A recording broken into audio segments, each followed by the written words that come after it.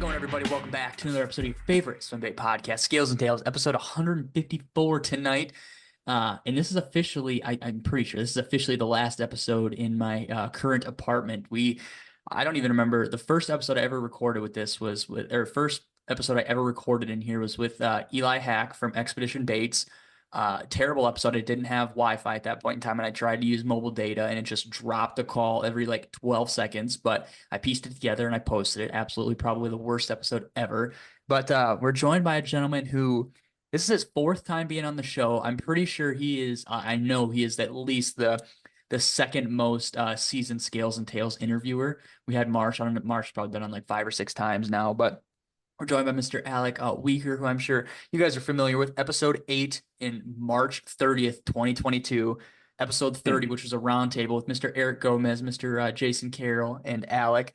And then the last time he was on was May 8th of 2023, and we were talking before we had started to record. And I cannot believe that it's been over a year since he's been on the podcast, because it just does not even feel like that is a real year ago. That's absolutely kind of crazy to think about. But yeah, 84, episode 84, dude. We're episode 154. So we're 70 episodes from that, 70 episodes removed from that interview. And a lot has changed in Alec's whole like work career, life, fishing career, everything has kind of changed since you were on last time. I don't even know, last time you were on, did you know that you were moving down south? Um, I don't know the answer to that, to be honest with you. No, it was May, right? So no, yes, I did know. I did Okay. know. I found out in like March, I think, or April maybe. I don't know, but it was way too late. Like they really left us on um dangling off the edge there in terms of how long it took for them to tell us because we were trying to, we have like 3 months to find an apartment. That's kind of absurd, but whatever. It is what it is. But yeah, it was I knew, and that was definitely scary, man. Moving across the country, having like no idea what the fishing is like or anything. It was tough, tough, tough, tough. Yeah, so an overview, if you guys aren't familiar, Alec like lived in Minnesota. He kind of lived up by the throwback guys in that general area. And he got thrown a complete 180, and they're like, hey, you got to go down to Arizona of all places, probably Hmm. the hottest state, if not the second hottest state in the country. You got to go down there, do your schooling. And dude, how did that, like, you get that email, you get that text, whatever, hey, you got to go to Arizona. What did you think? We were like, this is a joke, right? Yeah, I mean, I was kind of looking forward to it to some extent. It's scary, but I've fished Minnesota. I know Minnesota. I'm very, very comfortable there, but it's pretty much the opposite in terms of the species that are available. And I know I'm framing this all on fishing, right? But also that's what I frame everything off of, to be honest with you, because I do have a somewhat of a say in where I'm going for these rotations, but Mm. um, I don't have a ton of say. It's kind of like they do it a lottery system, right? So you just put in for the lottery and whatever happens, happens. And you do get to choose like your top priorities. So Mm. I just naturally chose places that were really, really good for fishing, and whatever happened after that, it is what it is. Because if I don't have fishing, then I don't have like my mental health. And if I Mhm. don't have my mental health, then I can't do school anyway. So I have to be able to fish. That was like the big thing. So I chose places that were good for fishing. And Arizona was second on my list actually. But the reason why I chose it is because the fishing opportunities, like I said, the species are pretty much the exact opposite of Minnesota.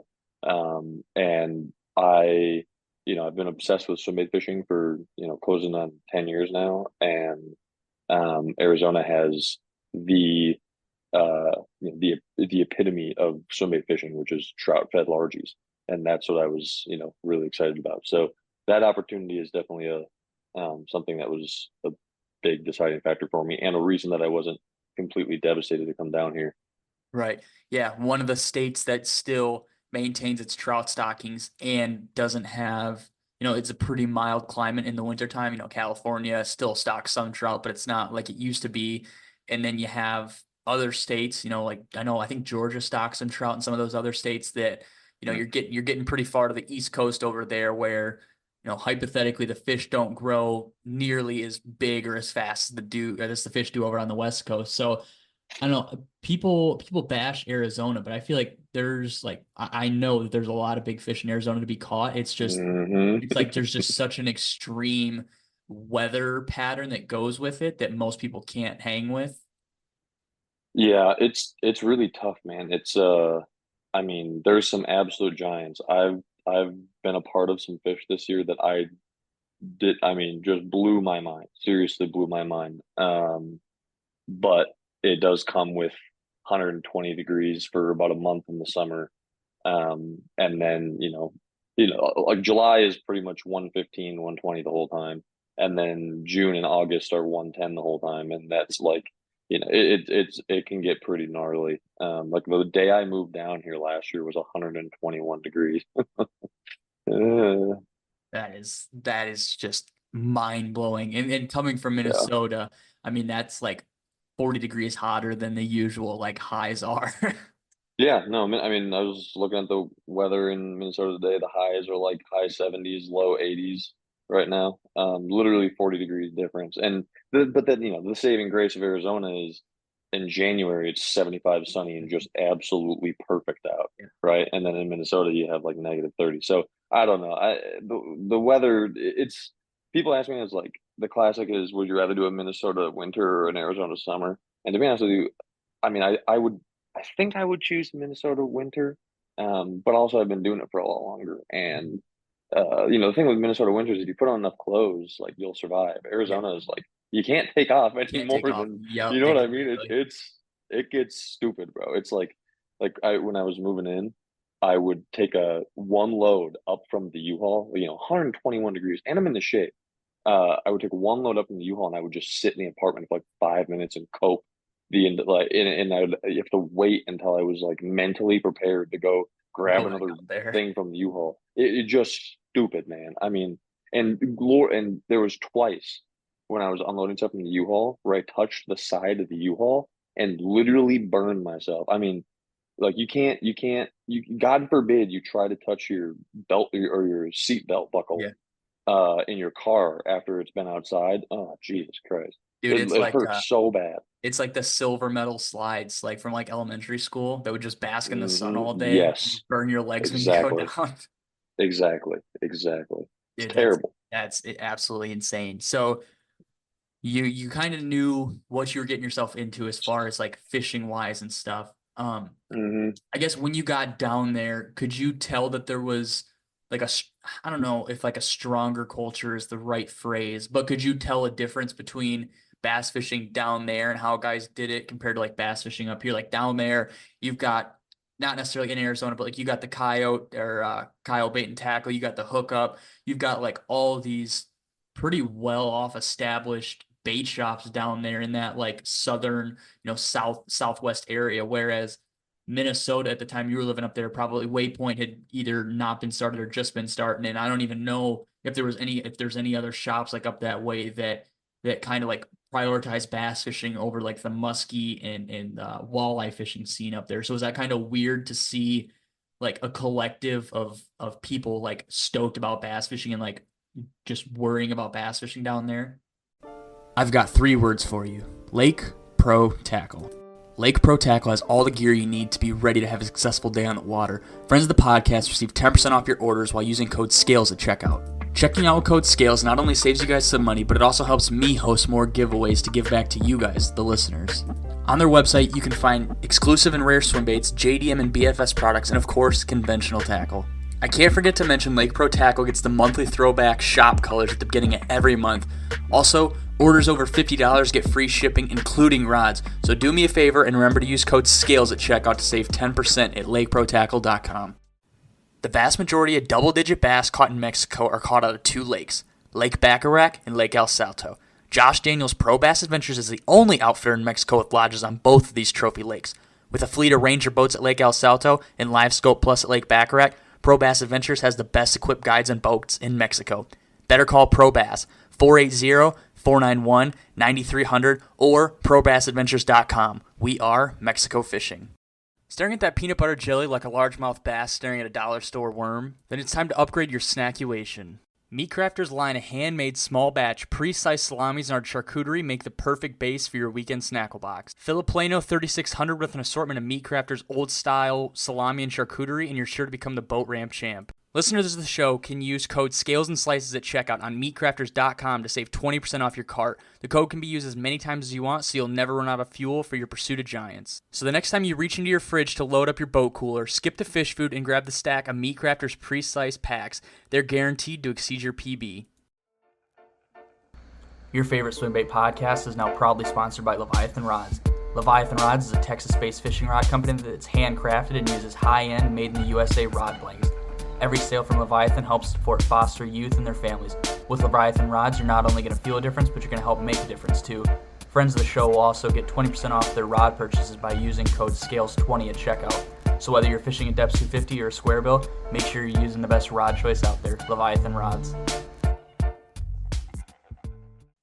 Yeah, it's a completely different thing. It's I would say muskies up there are a lot like swim bait largies down here in like the community and everything.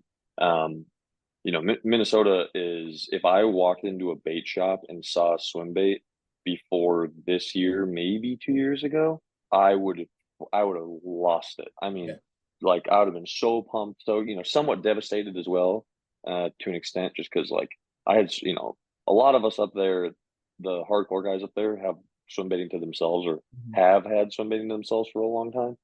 Um, so part devastated, part like super hyped up and excited, but um, there just wasn't a presence at all. And now, as of this year, last year, the past year and a half, 2 years kind of thing, there's been a lot more presence. I just think because of swim baits in general, like Buka, KGB, the guys bringing it a Like lot more mainstream, yeah. mainstream. Yeah, and like I walked into one of my favorite muskie shops in Minnesota just the other day, and they had Spro Chads, and I was like, "What in the world?" I mean, just crazy. Like, why the hell are these here? Yeah. It was super cool. And I've been seeing that for a little while. Like that same shop had but like this should put it in perspective for you. The same muskie shop, probably the biggest muskie shop in Minnesota, or the most like um profound, I guess. They had gigantorels and gantorels last year, and that was the Really? first like true swim bait I saw there. Um, and now they have some Savage Gear stuff. They have the Spro Chads. They Mm. have they'll get stuff in every once in a while that's more Mhm. like swim bait oriented. Yeah. So that's interesting. But then you come down here and like you said, there's Hookup, there's Coyote, there's um, Copper State. Yep. Copper State's right next to me actually, and that's cool because all those shops are literally half swim baits. Hmm. It's super interesting to walk into because that does not exist in Minnesota. And Yeah. then additionally, like the culture, like I'll pull up to a boat launch or whatever, and I'll see like a hero sticker or a universe sticker Right. or whatever on somebody's boat, somebody's truck.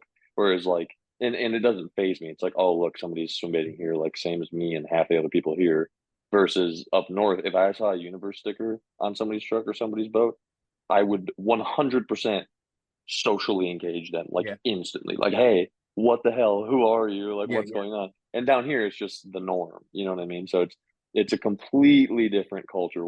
Absolutely another 180 in terms of like we talked about, the weather is a 180, the culture, the swim bait culture is a 180, the species are a 180. It's just completely opposite. And I've been having a lot of fun with it though. Right. So you get down there. It takes you 16 weeks to move all your stuff out of the U-Haul to get it into your apartment between breaks.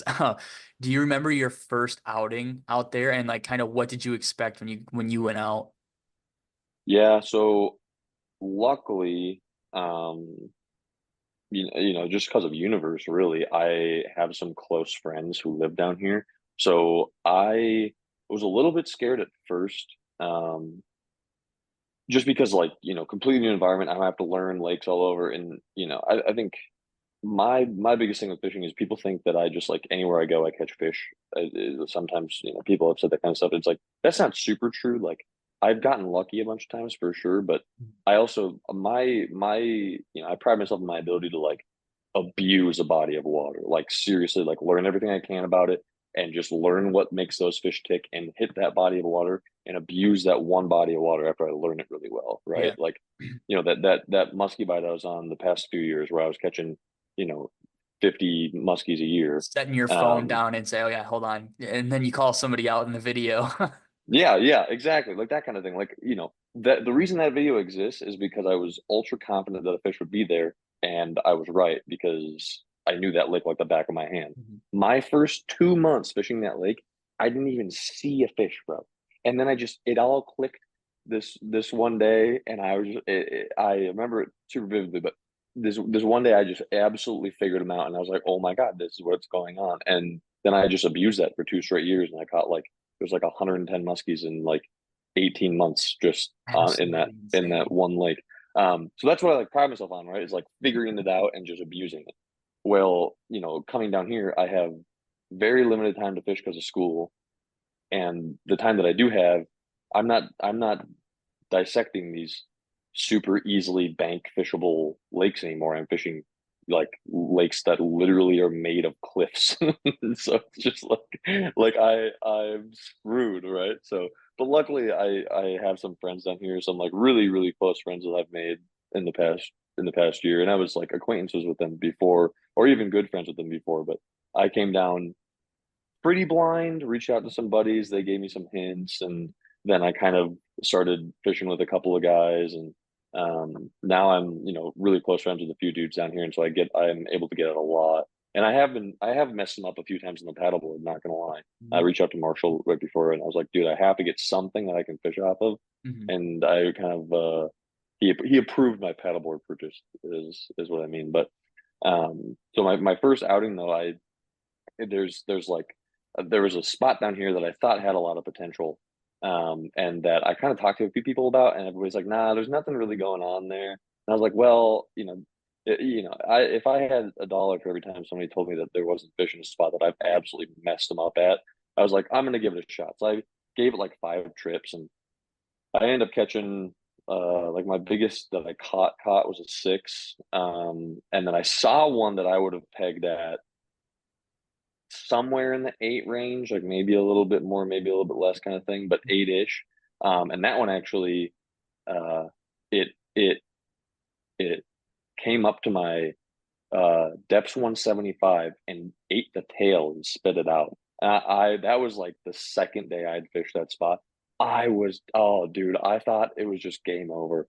I was like, I'm gonna come here all the time. I'm gonna catch 8 pounders constantly. Um, and of course that spot's like not really even that good to be honest with you. There's like one spot. There's like one spot on the spot on the spot that holds really good Right. fish, but that's like the only I've fished that entire spot, and there's just really nothing going on besides this one area that I just so happened to stumble upon my Mhm. first time there. Um, but then I started, fishing the big trout fed lakes and everything, and started doing pretty well on those. So it took some time, but we've figured some stuff out, and it's been good. Yeah, that's the nice thing of like, I guess what you would say is like having an online presence or like being not necessarily well known, but like having like I guess an established name, like catching big fish, posting big fish on the forums, and like guys see Hmm. that, and like you talk to a bunch of people, and it's kind of funny because you're like I never know when somebody's gonna be in town, be like, oh hey dude, I'm in town, do you want to fish? Or to your point, like, oh crap, I'm moving down to Arizona. I've talked to 4 people that fish Arizona, Yeah, like maybe that I can tag along with them, or I can, become closer friends with them, or just kind of learn a thing or two from them.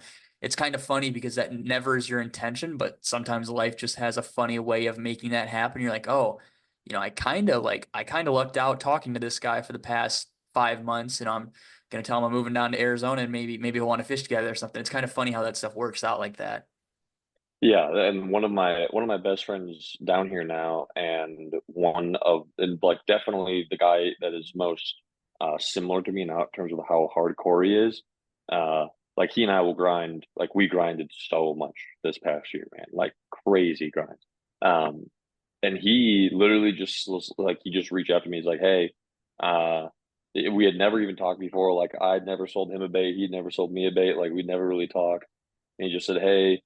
Um, uh, if you ever want to go fishing, let me know, like whatever. That's pretty much how it started. And I was like, yeah, dude, for sure. And then we met, we started fishing a ton, and he basically told me that like um he basically just doesn't have any fishing buddies who are like as intense and as hardcore about it as I Yep. am, and that's why he reached out to me. He's like, dude, he's like, I reached out to you because I know that you'll put in the hours, you're willing to grind, Hmm. and we just our relationship just kind of blossomed, and now we're both we hit it super hard, and we've done some pretty incredible things together in the past year fishing wise. So it's been super cool, and I literally, if he didn't send that message, I wouldn't even know who this guy is. Like Right. Yeah. I would never have met him. I never would have, I might have seen him at a lake at this point or something. But if he didn't reach out to me, man, like the last year of my fishing would be very, very different. So Mhm. it was super, super, super cool having that opportunity to like, I don't know, universe is kind of it's a magical thing. I give it a lot of crap, but it's a magical thing, really. Mhm. Yeah. Yeah, it's kind of, I mean, there's really not much other stuff outside universe and kind of, I don't know. I feel like undergrounds is really not even the same because it's not like It's kind of people, social. yeah, and the people aren't necessarily socializing. It's just replying to comments on threads and stuff. It's not like, Hmm. hey, I'm looking for this bait, or baits that are relative to it. And then that just starts a whole rabbit hole of conversation for everybody on that post. Whereas Yeah. underground, it's like just really direct PM sent for this bait, whatever else it may be. And I don't have And I any think problem it's not about it. as I don't think it's as personal either, right? Like Yeah, yeah, you don't have any like the relationships you do have aren't nearly as deep because like Facebook, you get friends with this person and you learn about them and you like are in to whatever extent you'd appreciate you're invested in that person, right? Whereas with underground, like it's just underground. Whereas universe, there's like kind of that whole social investment side of things as yeah. well. You know what I mean? Yeah, somebody shoots you a friend request on Facebook and you accept it and like you're like, oh, this guy went fishing today, caught a bunch of crappie, or just whatever. You kind of Yeah, like you say, you become invested in, and not necessarily invested, but like you you know see what I what mean. they're doing, and like it's more so like on a personal level rather than like underground. It's usernames and reputation rather than like just I don't know. It's kind of interesting. They're so close to the same thing, but they're just on different ends of the spectrum, pretty much. For sure, for sure. And I think that's a definitely a good thing and a bad thing. It definitely makes for some interesting circumstances, that's for sure. Yeah, so get down to Arizona, unpack, you go out and fish. And I guess so when I've talked about it before, when I went down to Texas on like for the fork event last year, it was like we went out and fished. We fished like twice, but dude, it was like any cast, like being from the north and just making a cast in Texas or California, Arizona, even Georgia, Florida, like you're making a cast and you're like, wow, like I could double my PB on this cast. And it's kind of like an elusive thing. Like every cast, you're just thinking like, what if this is the cast? Like I could catch a 10, 12 pounder on this cast. And it like not that it becomes like mentally tiring, but it's just like you just get so overstimulated. Well, that's like my experience was like I was so overstimulated. I was like trying to like overpick the water on like I need to make a cast here, I need to make a cast here rather than just paddling around and just fishing like I normally would. I was like over analyzing everything, like freaking out because just the opportunity that I had there, like just trumped anything I have up here at home. Did you feel that at all when you had first gotten down there for like your first couple weeks of fishing down there?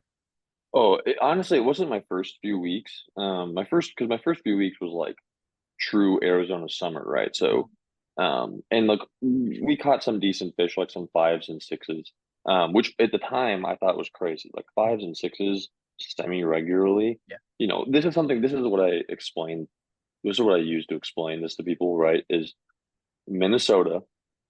Okay, I've been fishing Minnesota my entire life. Like literally, you can ask like I've got you could talk to my parents. My parents would tell you that from the time I was like 5 years old, I've been obsessed and it just has never stopped and it won't stop. But it hasn't toned down. It's only gotten worse, right? I've been fishing super hardcore my entire life. And I've caught two largemouth over 6 pounds in the state. Okay. It's great. That's like I would honestly put 20 years on that in terms of how much I've fished that state.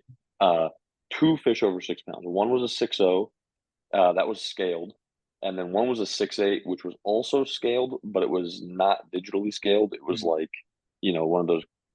I was a kid, so I had one of those like Rapala like Yeah. spring scales, and that it was 6.5, so I call it a 6.8. It could have been a little bit more, could have been a little bit less. I don't know. Great fish. But I have two for sure sixes in that state in 20 years. Then I moved to Missouri for a couple years for school, and I caught like I think in uh the first year I was there, I caught like 11 or 12 over six. And a gajillion Um, white bass. and well, the wipers, yeah, no, that was I miss those fish, man. I think about those fish all the time. That was way too much fun.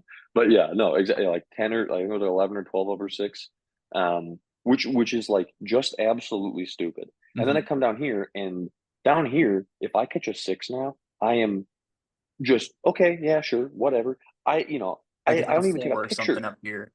Yeah, I don't even take a picture, bro. It's like my mentality with largemouth has so changed because of that. Like I seriously, I sixes don't excite me even a little anymore. Mhm. Like I've become completely desensitized to them. The first few months I was here, I caught a couple, I took pictures with them, and now like we catch them, and I certainly I don't, I think I posted a couple of them, but like some of them like a high five, I don't even take pictures of. It's just sad. It's crazy how much it's changed for me. Like I've probably caught, I don't know, like 20-ish six pounders, something along those lines.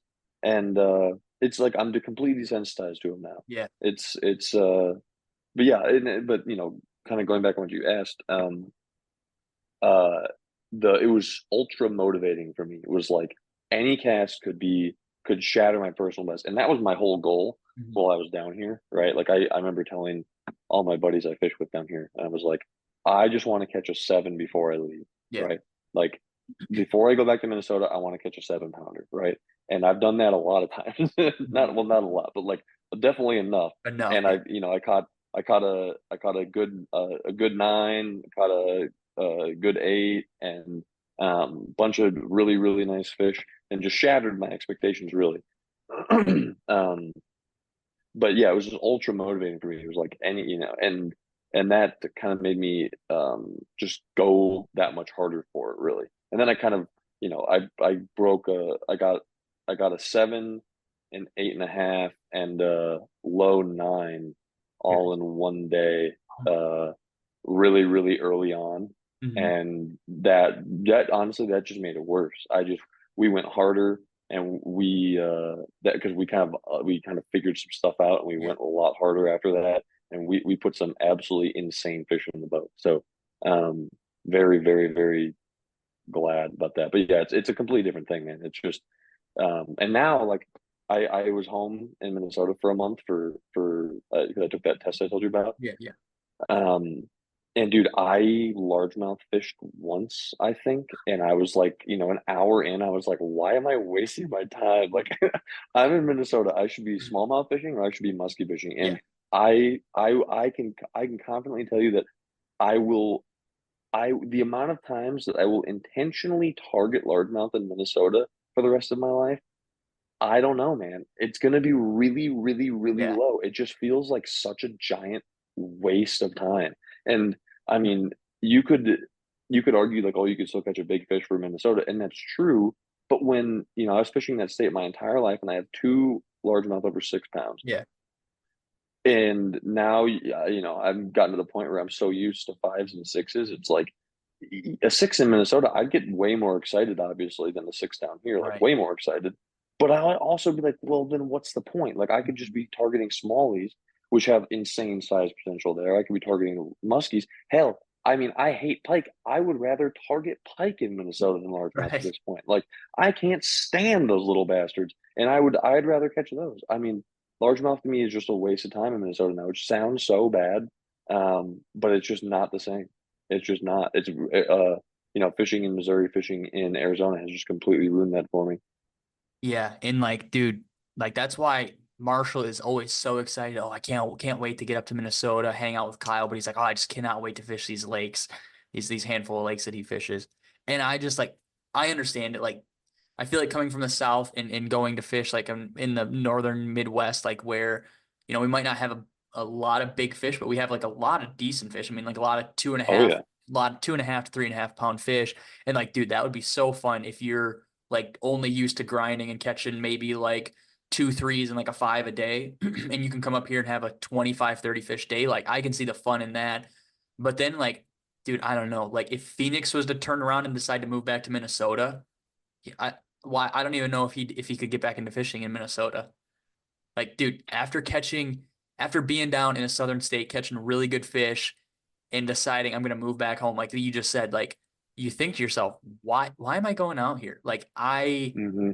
have had to work way less or work the same amount that I'm gonna catch a 6 pounder and I could catch a 9 pounder down south. Like it's just kind of like I don't know if this really is a good way to spend my time. And obviously, if you're fishing, it's not a bad time to spend your time, but it's like I could be going after a 55-inch muskie for the same amount of work I'm going after a 6 pound bass that I've caught 20 times in the last year rather than two in the last 20 years. It's kind of like, I kind of need to reevaluate the situation and kind of step back and get my muskie gear for tomorrow. Yeah, and that's something that I think for me, like the reason why I got into swim bait fishing, right, was because I was from Minnesota. Mhm. Because in Minnesota, if you want, you can go to lakes where you will catch a fish like every other cast Yep. all freaking day. Like Yep. I got one of those clickers when I was a kid, and there was a couple of times where my buddies and I broke 100 fish Mhm. in an afternoon, like a 2 3 hour time Yep. frame between the two or three of us. We broke 100 fish, right? Mhm. And it's just absolutely stupid the numbers you can get. So I was, kind of training myself to hate the numbers game for a long time because it's like it's fun, but if I want to catch numbers, I'd rather catch numbers of stuff that's way more fun. Like smallies in numbers are way more tolerable than largemouth in numbers. Like those wipers we were talking about. Right. I can catch those all day long, bro. Those are so much fun. Or stripers, or there's a lot of fish I'd rather catch numbers wise. But then coming down here and being able to grind for true trophies is a completely different thing. And I totally get why Marshall loves it up there Right. because I tell people this all the time where it's like that state, if you know it well, is unlimited 4 pounders, like Mhm. legitimately unlimited Yeah. 4 pound largemouth, smallmouth too. I mean it's unlimited 4 pound smallies too if you know what you're doing. Mhm. Um, and it's smallies. It's probably even better. I would say it's if you really know what you're doing and you know where to go, you can catch 5 pounders, 5 pound smallies all day long, Yeah. kind of, Dude, I which mean, is insane. there's guys up here that like catch 20 smallmouth over 7 pounds over the course of a spring to fall transition time. And dude, Yeah. like, Oh. I mean, I think I would take a 7 pound smallmouth over a 7 pound greenfish like all day, any day of the week. Oh yeah. That No way. doubt. Oh, absolutely. I would take a 6 pound smallie over a Yeah. 7 pound. I would take a 6 pound smallie over like an 8 pound largemouth. It's not even close. No. Yeah. Smallies are. Those are a magical thing. But yeah, I just numbers are just not Mhm. something I'm interested in, and I totally get if you don't have access to that kind of Right. thing, coming up here and just absolutely wrecking them Mhm. for a couple of days. Just like getting bass thumbed to the point where you can't use your phone. Like Yeah. that's a good time. But if you've been doing it your entire life, like Mhm. I don't know. I just don't care. I just love big fish. I don't necessarily love all fish.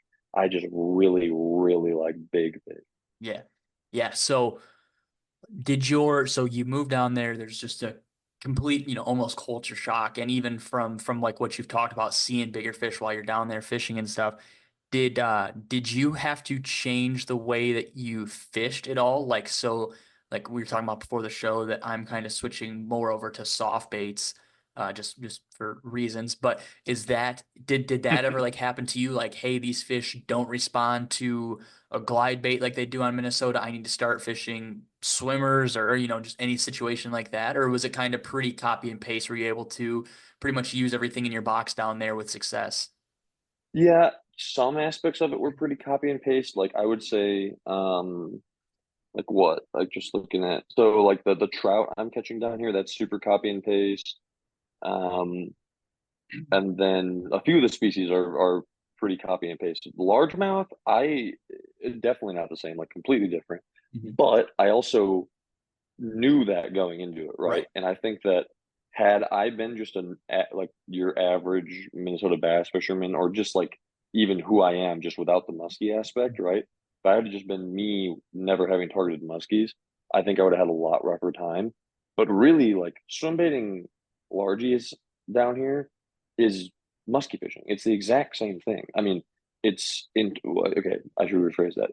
the mentality of Okay. it is Yeah. the exact same thing, Mhm. right? Like it's it's so that prepared me. Muskie fishing prepared me so well for it down here because you know I catch a lot of muskies, but people only see the highlights, right? Like they don't see the 2, 3 trips without catching one. They don't see the like I had a day this spring where I had 4 fish eat in like an hour and a half. 4 muskies eat in an hour and a half, all good, all like low to mid 40s, and I didn't hook up with a single one. Just the oh my, I haven't had a day like that in so long. I was just heartbroken, bro. Like that was terrible, and that was coming off like 2 days before that I was dry, and then like a day after that I was dry.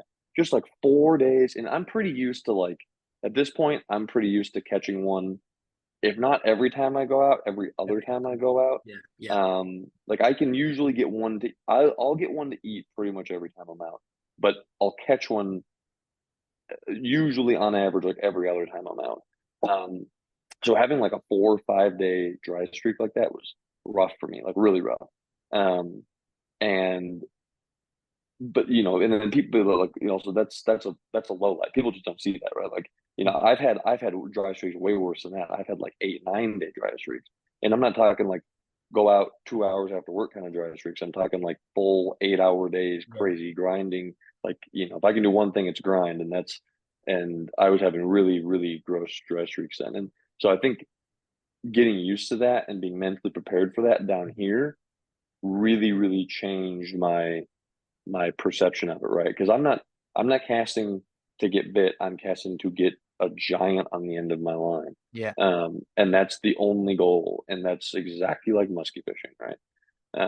So I think the transition for me was a lot easier than it should have been, Mhm. and a lot easier than most people. But Right. it still was like, really, I'm doing all this to catch a largie? Like, like, really, like, I could be doing this to catch like a four Yeah. foot dragon, right? But Yeah. no, Yeah. I'm catching like a largemouth. I don't know, but whatever. It is. I still get ridiculously hyped up for them, and I love these fish too. Just I'm definitely a musky guy, that's for sure. Right. That's awesome, dude. So what was your first memorable catch down there, whether it was a greenfish or you just kind of talked about the trout or some of the other fish you'd call. What was like, because you said you moved down there in like the heat of summer. So like did you take up your koi fishing or kind of what did you start to do when it was like super hot down there and you just relocated?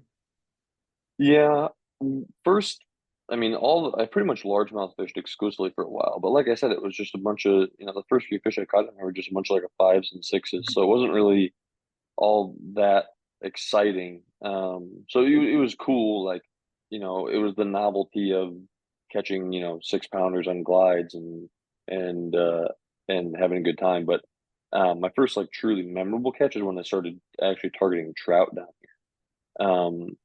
The trout fishing down here has a couple of unique opportunities. There's a couple of trout species that there's one that only exists in Arizona. Well, not only, but pretty much exclusively Arizona and a small bit of New Mexico, called Hmm. an Apache trout. Yeah, It's yeah. arguably one of the rarest, if not the rarest trout species ever. Well, in the States, I shouldn't say ever, in the States. And that was something like I wanted to do because, like we kind of talked about, um, species hunting is relatively important to me as well. Not quite as important as like, trophy fish or swim baiting, but um, those were cool. That was a cool little goal that I accomplished pretty early. And then caught a couple of different species that I hadn't before, like a cutthroat and a tiger trout. You And catch then one one of of the those first like, lightning trout, one of those palmetto trouts. no, they don't really have them down here. There's not a ton of palminos down here. They're in like the stalker city Yeah. ponds, Yep. but I would rather not fish than catch fish out of a stalker city pond. Right. So, like if I caught like a 12-inch palomino on like, God forbid, power bait at like a city stocked mud Like a hole, Shakespeare ultra uh, rod. yeah, I would. I don't know, man. I couldn't do it. There's absolutely no way. I mean, yeah, no, there's just no way. So I could do that if I wanted to, but I have absolutely no desire. And the first like true bite I got on was that brown trout bite that I had. that was really cool. There, I caught a bunch of like 22, 23 inch browns, um, which are great fish. We actually broke my PB like 3 times in a day. Um, and granted, like the places I fish for browns in Minnesota are a lot different than like Superior or Michigan, where they get really big, like true stream browns. Like, yeah, But like then 40 the streams pounders. here actually have some, yeah, exactly. And also like, my PB before that was I caught like a 23 incher Mhm. in a stream in Minnesota, which is like a trophy fish, like a and literal and it was like trophy fish. 4 inches tall and like just super Yeah, skinny slender. exactly, Probably exactly. weighed And three that's like, pounds. yeah, and for the region, that's a phenomenal fish. Like Mhm. the actual trophy fish, like a 20 incher down there in Yeah. southeastern Minnesota is a phenomenal fish. And then I come up here and I didn't realize the stream browns up here or down here, excuse me, were insane. I mean, just fat and super healthy. And I end up catching that 26.5 incher on the depths, which was so cool. Such a cool little bite that I got on. So that was probably like the most memorable uh start to fishing. And that's kind of when I've like felt like, okay, I can do this. Like I'm totally ready for this. Right. Dude, have you, we'll talk about how you caught them, but I just kind of want to throw this out there before have you messed around with like a rat at night for those fish? Yes, Dude, a lot. that's The like a staple up here for big browns, and that's something I'm gonna get Yeah, into when I move back home. yeah, and low light in the morning, low light in the evening, and then straight up night bite too. Those I actually use the Clate baby muskrat. That Yep, yeah. thing is the perfect size, and they love it, man. It's super fun. Because mousing is like, I'm sure you know, but coming from where we're from, but mousing is like a really big deal Yep. for browns. Like that's like a Huge. classic bite, and People go out and fish for 8 hours at night. Like as soon as that sun go down, they go out and they start mousing. And it's like for yeah, anybody who doesn't know, it's like a staple for big brown trout fishing. Brown trout love mice at night, dude. It's hmm crazy the fish you see. You see these guys holding these 30, 32 inch resident browns that you would never see in the daytime, and their eyes are so bloodshot, and they got their big headlamp facing right at the camera. You can barely see the fish, but you just know that that was a fish they caught mousing. yeah, and that's something that like obviously it's traditionally like a fly deal, but that Clate baby muskrat, like I said, is the perfect size, and they love that thing. So super cool. But I've caught a couple of them like that down here, but all my good ones have come on baby rainbow imitations. Like they really the lakes here are stocked with sub-catchable um uh size uh rainbows, and so they just travel up in the streams and the rivers, and those rivers and streams are where the real big fish hang out if you know what you're doing, and they'll eat those sub-catchable size rainbows all day long. Dude, I know. We had talked before about trout and swim baits and stuff, and it's just like that's I was never really too big in the trout scene, but now that I know I can catch them on glide baits and stuff, like smaller stuff and like even like BFS stuff, I'm like I don't necessarily want to catch them on a fly rod, but if I can imitate conventional stuff and they'll eat, quote unquote conventional like bass stuff and they'll eat it, dude, I'm gonna be all over that stuff like ugly on an ant. That's the one thing I'm so excited for in the fall is to catch these trout on like on like rats and like on small glide baits and stuff, dude. I'm so excited for that. Yeah, and that's one of my favorite reasons I target browns is because they're little creek muskies, bro. Yeah. They shark glides. They absolutely love glides. It is so much fun, especially in like the crystal clear water, like these streams and rivers. You just have absolutely crystal clear water, and watching like a 25-inch brown shark your shark your depths Yeah. is just the coolest thing in the world. Like, oh God, it's so much fun. I love So that. let's kind of go in depth with this a little bit. You're fishing the 115, right? Yep. Are you fishing that on like the finesse with like 12-pound line, 15-pound line? No, so actually the finesse, I think, well, okay, so I should preface this. The way that I fish is a little bit, it's not quite as bad as Marshall, right? Like if you've ever fished with Marshall, you'll know that he throws like a king on like a Leviathan medium heavy. Like the Yeah. dude's absolutely Dude, nuts, he's right? fishing the mother and And the mother chaser 300 on 17. That's what he's committed he, to fish it with. exactly.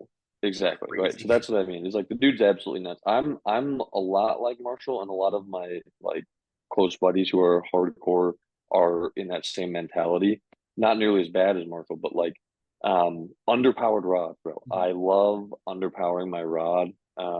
Same thing with like Brennan Banks, like a very very good friend of mine. He's a believer as well. Like all like we're all we're all underpowering. We're throwing baits that are technically, according to the ratings, a little bit big for the rod. Right. And I like that because if you hook up, that fish is going absolutely nowhere if you play Yeah. it well. Like Hmm. once you're loaded up, once you're hooked up, that fish is staying on, and Hmm. that's a very important thing to me. Um, so I think the finesse is actually too much for the Yes, I 115. figured you were gonna say, yeah. Yeah, which sounds a little bit ridiculous because a lot of people actually Leviathan, I don't know if you know this, but Eric actually changed the finesse blank because when it first came out, I have the original finesse, which is just has this super super soft tip, Mhm. and I'll throw like the Piz drift on it, which is like two and Wow. a half ounces, and the Yeah. finesse is rated up to 2 ounces. So Yep. I actually love the finesse for like an ounce and a half to like 2.5 ounces, even 3 ounces, a little bit too much, but like Mhm.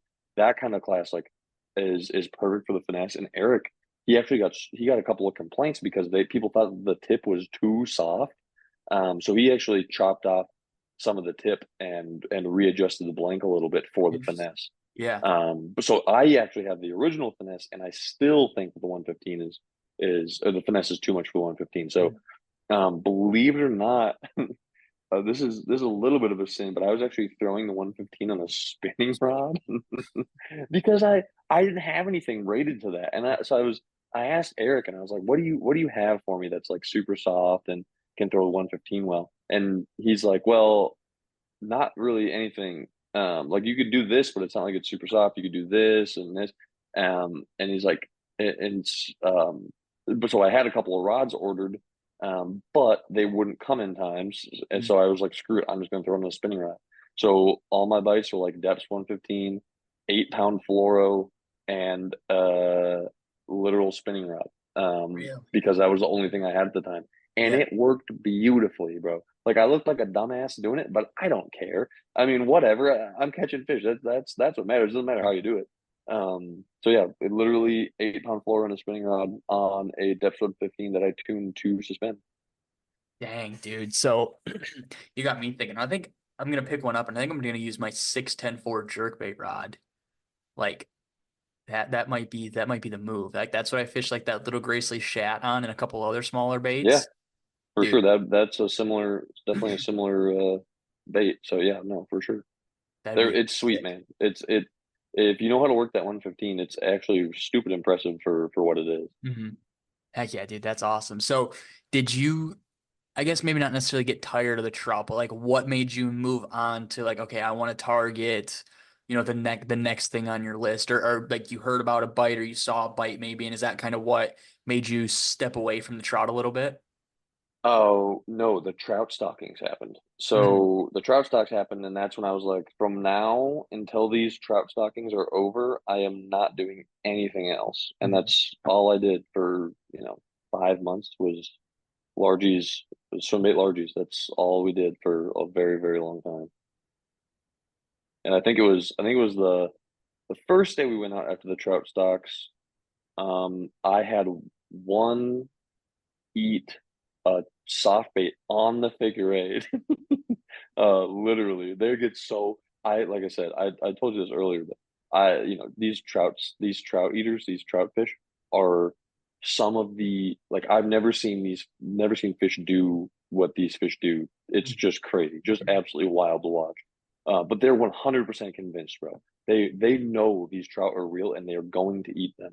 Yeah. Um, so I figure eighted one. Literally, it was like a high six, maybe low seven. I didn't get it in the boat, unfortunately.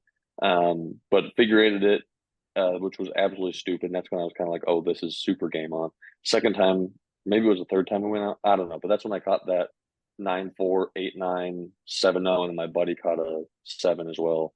All in, you know, like 3 hours. And that was insane. So it was like a 31 pound bag or 32 pound bag for four fish, something like that. Dude, And then crazy. after that, we just we just stayed steady on them, and I caught a bunch of nice fish. And we put a couple of true giants in the boat, Mhm. netted a couple of absolute freaks. But yeah, that's all we did the whole time, pretty much. Dude, Just trout absolutely fed crazy. largies. I'm Yeah, like it's a completely different thing. I'm making a trip down there. I've gotten invited for next spring, and I'm like, yeah, I want to just go experience it once. Maybe not even catch a fish. If I go for a couple days, I don't catch a fish, but just to see like fish boiling on trout and like pushing Hmm. up trout and stuff, dude. Like getting to experience that, like that's like true. As cliche it is, like that's like some true Southern trout eater stuff is to Oh, witness like a boil like that, or just witness fish just shark and schools of trout. Because it's so different from it's like the trout up here that they eat to the trout down there. It's complete mayhem down there. Oh, dude, it's like a complete. It's just like it's impossible to explain unless you do it. Mhm. Watching giants, like chase down trout on the surface, is just crazy to see. And you'll come if you come down here, dude. Like, you can't expect to catch one because we had a lot of success this year. Yeah, there was a lot of like true mega giants boated. Not a lot, but enough. But uh we also had week long time frames where we went out 3, 4, 5 days and Yep. for not even a bite. Like, they're so bite window specific, it's crazy. Like, Mhm. if you have my mentality with the trout eaters down here is you have 2 half hour to an hour windows every single day where those fish will maybe eat something. And Right. every once in a while, one of those half hour to hour windows is like a crazy bite window where these fish are just every trout in the lake better go hide because it's Right. just game on. Yeah. And that happens. I think that happens. I have a lot of theories. We've done a lot of thinking. We've done a lot of um, but I think that happens once every like 2 weeks. You'll get a really crazy bite window. So that's kind of what lined up with our fishing. Um, Once every couple weeks, you'll get one of those insane bite windows, and then roughly twice a day, you'll have a half hour to an hour where those fish might eat something. Mhm. Yeah, and like I've heard like you'll be 100, 150 yards, like realistically not far away from like a spot where they start to school up and start smashing trout. And it takes you, we'll say it takes you 45 seconds to get over there. And if you don't make the right cast the first time, or it takes you too long to set the trolling motor down because you're trying to do it quietly, like there's a good chance those fish are just gone. They're just not there Oh yeah, anymore.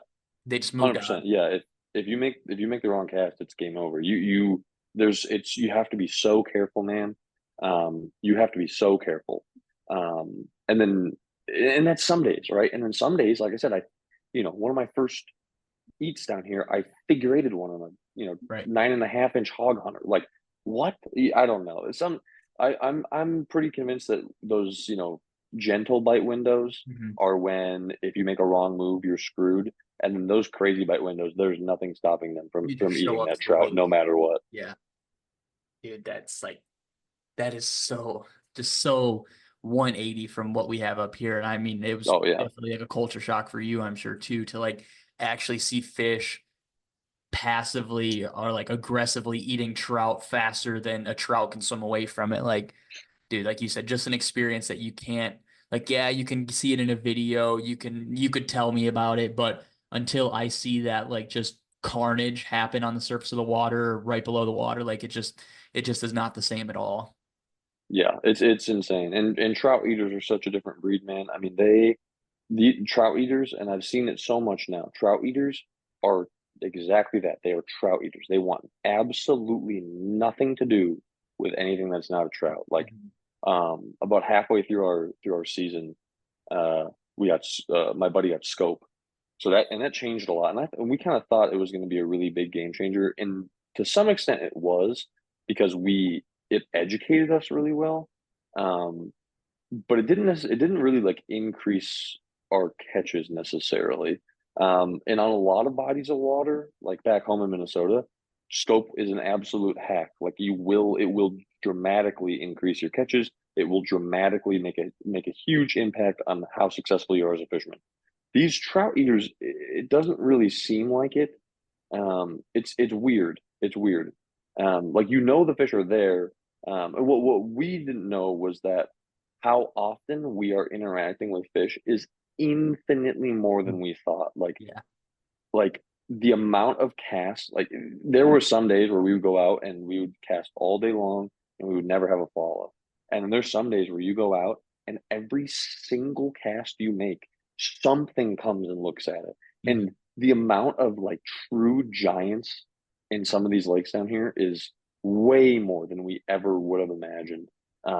Just because we saw them. I mean, you don't put them in the boat, but you know that that fish was an absolute freak um, following you in. So it changed a lot in terms of us learning their behavior, but not necessarily in terms of how much we were catching them. And Right. I think that was also kind of like I think the second half of the year they were a little bit less excited about the trout than they were the first half of the year, or the season, I should say. Yeah. Yeah. But I don't know. We'll see. I mean, like I said, this is only my first year down here, so a Right. lot to learn still. A lot to learn still. If Very you had successful, to, but still, I'm very new to this. yeah, if you guys had to take a crack at like the biggest fish you saw like actively eating trout or like following behind your bait, and then like the biggest fish you guys think you'd seen on scope wherever it was, if you had to like just shoot out a close estimate or Oh, like your best guess, what do you think you saw? Like maybe 12, 13, if not bigger?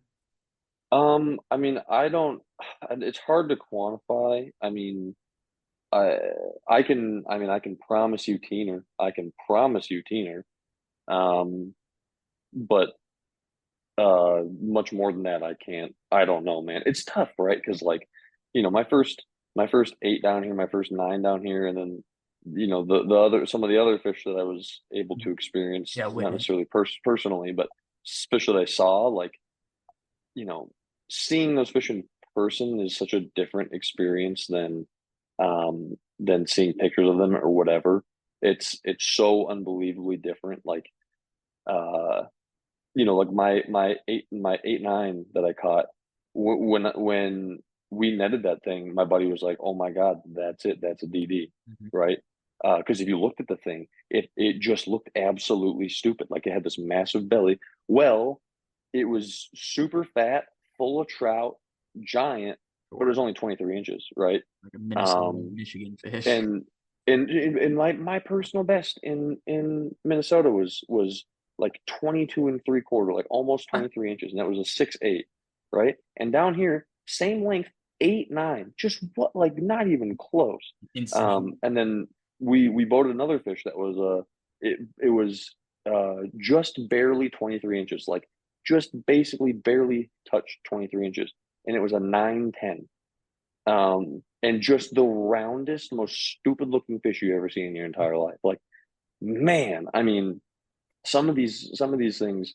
Um, so it's so hard to say, is what I'm trying to say. Like, Yeah, it's just yeah, impossible because they don't make. There's no such thing as a 23-inch 10-pounder in Minnesota, but there are a lot of them down here, and a lot is very relative, right? Like, it's 10-pound class, I should say. mhm. A lot is very relative, but any is a lot for for a Right. 23 incher. Yeah, dude, that's so crazy. So after the trout like bite kind of starts to die down, it starts to get to be that typical like Arizona spring summer. When you guys, what did you end up switching gears to then at that point? And kind of what was that? What was the timeline like as far as like what time of the year? Yeah, well, the last trout stock is in February, so we hit that until like mid-March, maybe late March kind of thing. Um, and once we kind of decided the trout bite was dead, right? Because there was for sure a switch, right? Um, there was a time frame where we noticed that these fish were like just eating different things, and that's when once you start having like shad spawn come up and the bait profile and the lake switches, you kind of notice that these fish have changed their focus. Yeah. And um, we also noticed that the size that we were seeing became a lot less, so less and less and less. And the size that we were seeing, the fish, it flip flop, man. I mean, there was during trout season. I mean, the smallest fish we caught was like a 6'8" or something, like, or maybe it was maybe it was no, I think it was 6'8" or like 6'4".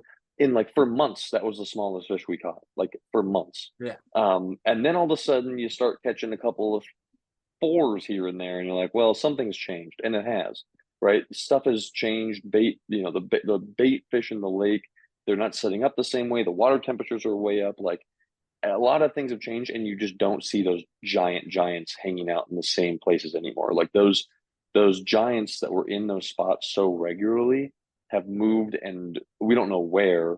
If we did, we would have catching giants all spring, but um, they moved somewhere and we couldn't figure them out. We couldn't find out where they were. We started catching. We were starting to catch a bunch of sixes, a couple sevens, that kind of thing. But we don't care anymore. We've had a taste of like massive fish, and we're after that now. So once we decided that the trout had kind of that bite has gone and those fish have focused on other things, um, then we kind of that's when I started actually chasing those koi, which was a super fun time actually. So that's what I kind of moved on to. Mm. And I would guess that those probably were not on swim baits if I just had to take a shot in the dark, No, no, they definitely were not. No, they were actually on fly. like woolly Um, buggers. no, like uh just like there's these like I don't know what they are actually. They're not like a berry. Um, I don't know. They're like these brown little hairy things. I Mhm. don't know exactly what they are, to be honest with you. But there's a bunch of bushes with these like little brown hairy things Oh, all across this. dude. Yeah. What? No, I was gonna say they come up and like feed on them. Yeah. Uh-huh. Yeah, absolutely. So what I would do was I would go up to one of these bushes and I'd shake it, Yeah. and a bunch of these things would fall out. And then you wait like a half an hour, and every koi in the lake's like all over these Mhm. things. So then I just toss my little crappy fly imitation in there, and they smoke it. I actually ended up getting. I basically like there's this one retirement pond that I was fishing the whole time, and it has like all these super cool looking koi. And basically, I was actually bass fishing this retirement pond. Um, just because it was right next to the hospital I was at, and I was like, screw it, like I'm gonna go see what's in there. So I brought a glide, and I caught a couple of largies, like a couple 3 4 pounders, whatever. But then I saw these, and I was like, nope, that's what I'm doing. Yeah. So I saw these like huge like gold koi, which were sick, and then I saw these like all these orange crazy ones, and then that like insane black one I caught, the Mhm. black, red, white patchy Yeah. guy. So I just bought a fly rod there and I caught uh all those koi. That was super fun. I got my sister on a nice big one, got Elena on a nice big one. It was a good time. Were you using a Just fly fly rod rod or were you koi, using man. Yeah. spinning rod? No. Well, the girls, Lena and my sister were using Okay. a spinner rod, but I was using a fly rod. It's super fun, man. I mean, they just beat the hell out of Rip. you. They Yeah. fight just like the carp, but they look so much more cool. I mean, Right. they're just insane looking fish. Dude, up here in the springtime, it's a pretty like world renowned thing up here in Grand Traverse Bay. Excuse me. When all the grass carp like push up to the flats, it's like red fishing. Like guys will pay the fly charter to go out there and sight fish for these big 30-pound grass carp. And dude, Hmm. like I've seen some pictures of it and I was like, I would go do that. Like I would do that in a Dude, heartbeat. I've caught some like river suckers on a fly rod and dude, it is like just such a blast, but let alone a 30-pound grass carp that could just kick your butt 7 different ways. I'd be like, dude, that would be fun as hell. yeah, that's actually kind of that's what I actually did last week. Like, it's 115 degrees outside. So I was like, what can I kind of got sick of the koi. I caught all the colors that I wanted to. Like, that was my whole goal, was just Yeah. catching all the cool colors. So once I caught all the cool colors, I was like, I got to move on to something else to keep me like occupied. So I was like, I'm going to go fly fish grass carp. So that's what I did last week. I caught like 10 pounders on a fly rod. Super fun, man. Mhm. Super, super. They're so strong. I want to try to find some like giants, because there's some monsters in here. That are down here. Those grass carp get so big, but I want to do that. I want to find a couple of giant grass carp on the fly rod, like 20, 30, 40, 50 pounders, because they make them down here. Yeah, dude, like catching, I feel like if you're gonna go for carp, like a mirror carp is one that you need to go for, and then like one of those big Hmm. buffalo carp. like one of those big ones, dude, that would be a riot too. Yeah, yeah. Those I've caught a couple of those buffalo and rivers back home in the rivers in Missouri. Mhm. They're a blast, but they're not like you can't target those in a fly rod really. Right. They're way more like bottom feeders. But carp, mirrors, and koi and grass carp, they'll all come up to eat at the surface, which is super fun.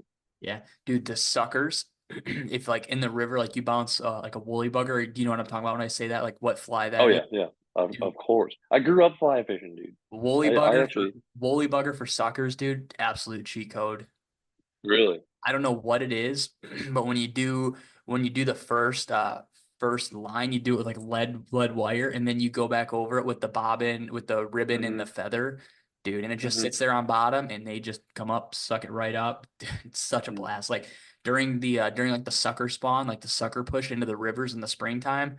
I bet you could probably go out there and catch 40 of them in a day and just absolutely have your arm fall off. They're all 19 inches and 4 or 5 pounds, but I mean, Yeah.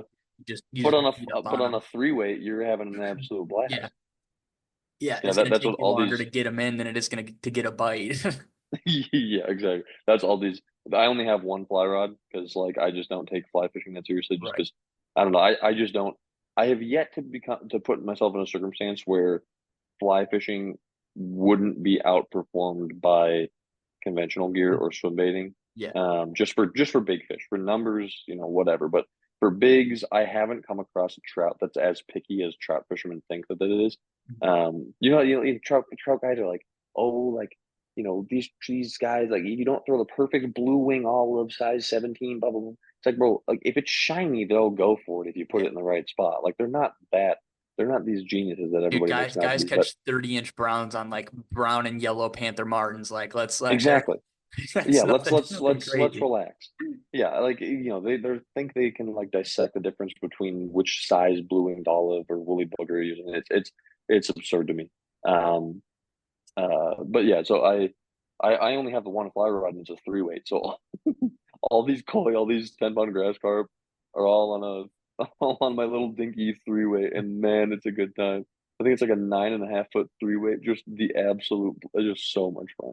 Just working you, dude. That sounds like a blast. That sounds like Oh, it's so much yeah, fun. it's so much fun. I love it. That's I'm a big predator fisherman. Like, Mhm. I would never like commit myself to it, but it's a fun little break every once in a while, especially when they look like they do those golds and like crazy oranges and I don't know, super fun.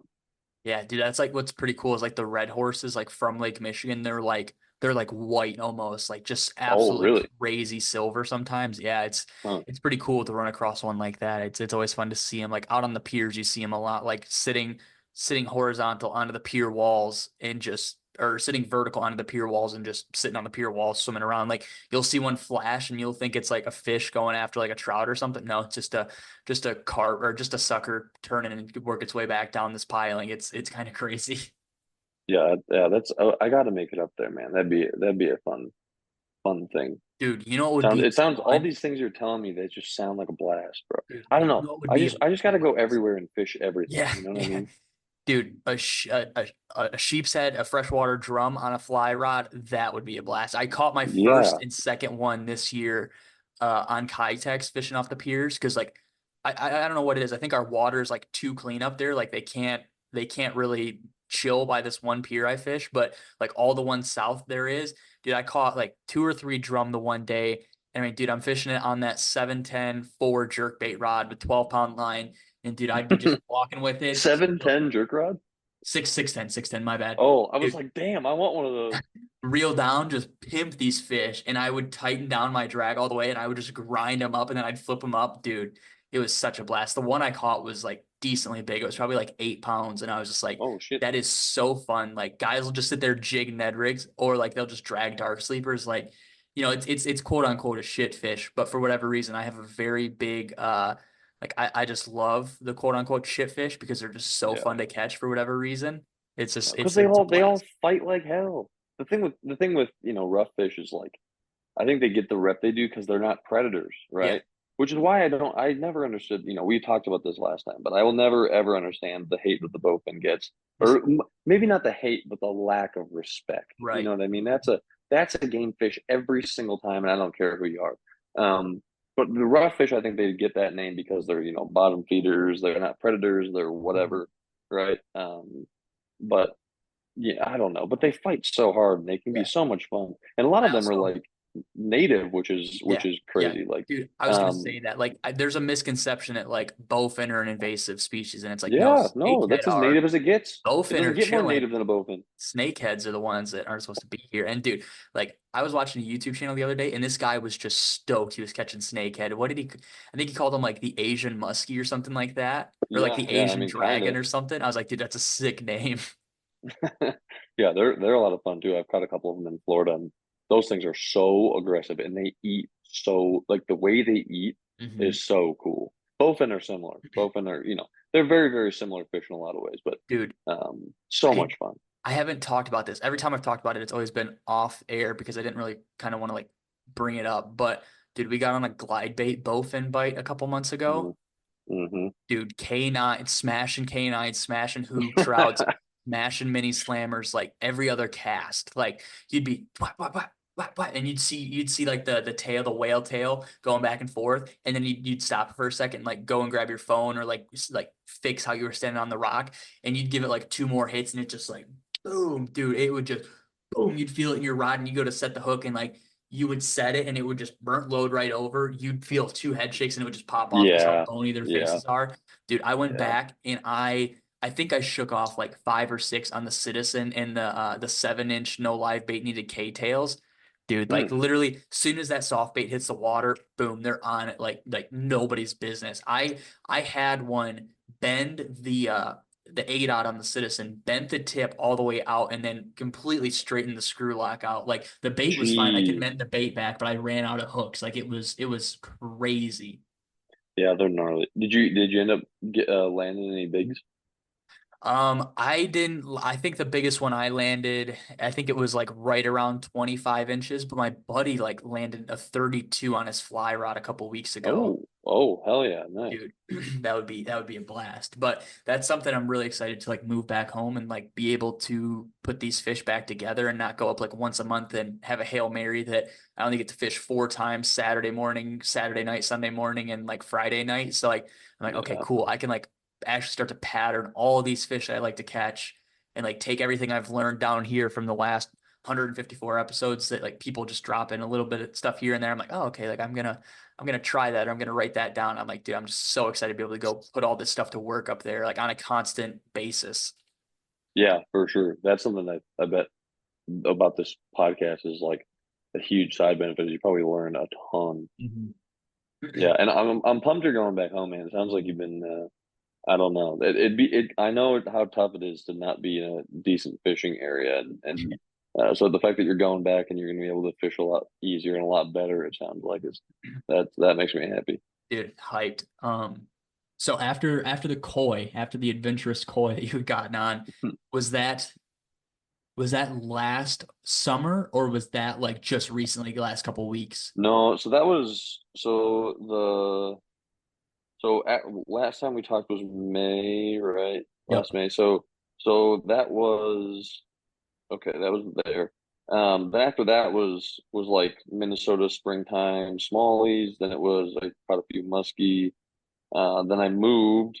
That's when I started doing like the trout thing, catching like the Gila trout, the Apache trout, and those cool browns. Then that's when trout stocks happened, so I started catching those largies. Then largies kind of died down, and that's when and the tiger trout as well. And then the largies kind of died down. That's when I started doing the koi thing, and that was in so the largies kind of died down like Marchish.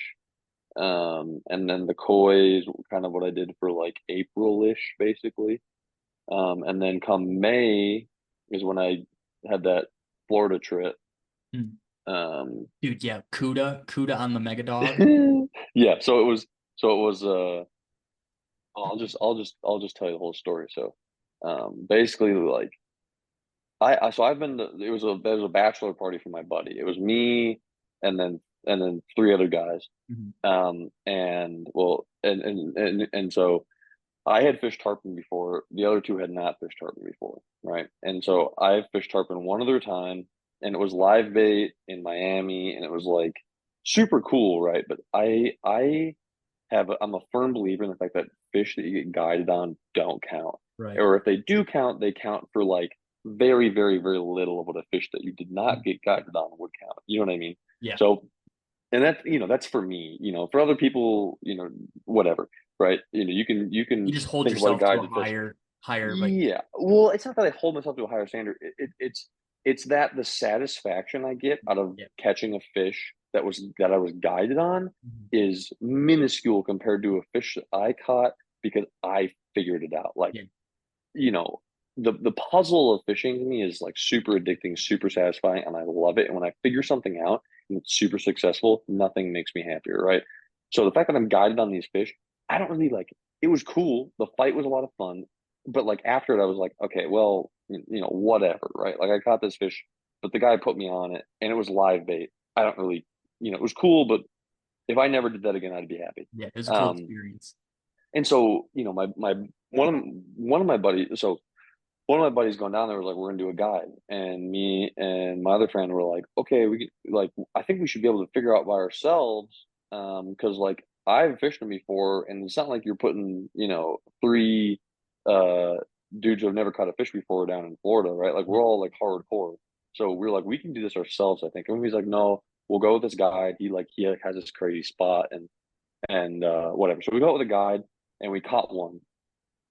And what I will say though is even though I would rather have not gone on the guide trip, it was one of the coolest things I've ever seen because we caught the one and then we hooked up with another one and it got sharked. Oh, And these two bull sharks were like hunting this tarpon for so long. And it was the coolest thing. yeah. Watching that was a highlight. That was a huge highlight for me. I would have paid that much money just to watch that happen again. Like watching two bull sharks hunt a 70, 80 pound tarpon for like 30 minutes was one of the craziest things I have ever seen in my life. So much fun. So we ended up only catching one, right? Saw the sharking, super worth it, loved that. But without that, I would have been really disappointed. Um, and a side benefit is we did actually end up fishing for those sharks. So I did actually end up catching like a I this was the bull sharks we did not catch, but I ended up catching like an 8 foot nurse shark. My other buddy caught like a 6 foot nurse shark. Super cool.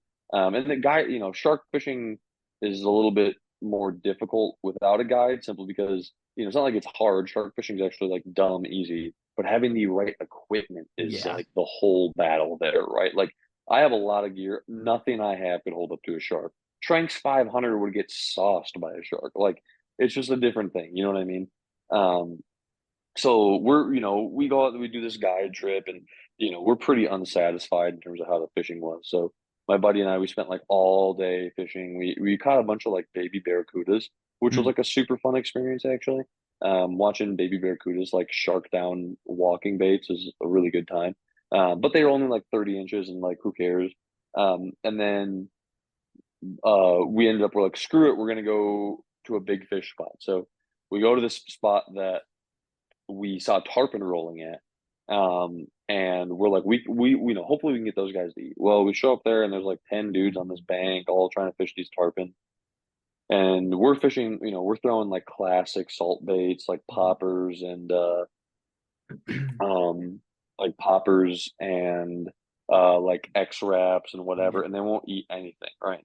But I'm looking out, and we're casting, we have like these, 7, 8 foot spinning rods, and we're casting, and we're getting pretty close to these, but I noticed that we're not really like getting on top of these rolling tarpon. So we'd probably been there for like 2 hours and haven't really caught anything. So I put on a mega dog, like a walking bait, because I'm like, that's, it's not like it's my furthest casting bait, but it's a very, very far casting bait, and Yeah, it it's a bullet. floats. Yeah, and it floats, so I know that I can use the current to get it to those fish, Yeah. right? So I cast it out as far as I can. I let the current take it for like a few minutes, and I just start ripping in as fast as I can. And like the second cast doing that, this barracuda did some like National Geographic Blue Planet crazy shit and ate, and like I reeled up slack for probably straight, I don't know, 7, 8 seconds after it ate. It must have hit it going 50. Dude, I don't know. It was crazy. It was the coolest thing. And so this thing eats. I immediately feel nothing, right? And I knew that knocked slack in my line because I watched it eat, and it was air jaws, crazy shit. And I start reeling, I'm like praying this thing is still there. Well, I finally get to it, set the hook, and my buddy, we're all like, oh shit, oh my God, we're all freaking out because this thing just had the coolest eat of all Yeah. time. And I fight it and I get it and I land it. And that was on my assist cord, by the way, which was really cool. Assist cord that I tied landed a barracuda. So we land it, we're taking pictures, and I'm like, wow, that was super lucky. We're just bank fishing next to a bunch of dudes. Like nobody's caught anything. Like we just got super lucky. I'm super glad that happened. Like makes the trip whatever, right? So I reel it up and I'm like, those tarpon are still rolling out there, and that cuda kind of interrupted the party. So screw it, we're gonna try this again. So I cast all the way out. I'll do the same thing. I do that drift, cast it all the way out there, super long cast, let it drift, and probably like 5 casts later, I get a tarpon blows up on me, like like sucks. Like when they eat, it sounds like a shotgun. And so a tarpon blows up on me. I hook up for like 2 seconds, but hooking up on tarpon, I don't know if you know this, but like tarpon are notorious. They're like a bowfin 10 times over. Notoriously, incredibly difficult to hook up with because they're so bony. Is that Their why mouths guys are use so those? hard. Is that why guys use like circle hooks and stuff for them? Yep, and circle hooks still like for example, the first time I ever went tarpon fishing, we hooked up. To be fair, this is in a bridge, right? So, in the bridges you lose a lot to like pilings and stuff. Yeah. But we went 3 for 27, hooked up Oh. 27 times, landed three, and then that one time we went with a guide the night before this, we hooked up. I think we went 1 for 8 or 1 for 9, something like that. And a pretty standard is like, if you catch like 20% of them, you're doing pretty well for yourself, which Yeah. is crazy. So this fish blows up, jumps all this stuff, and comes off.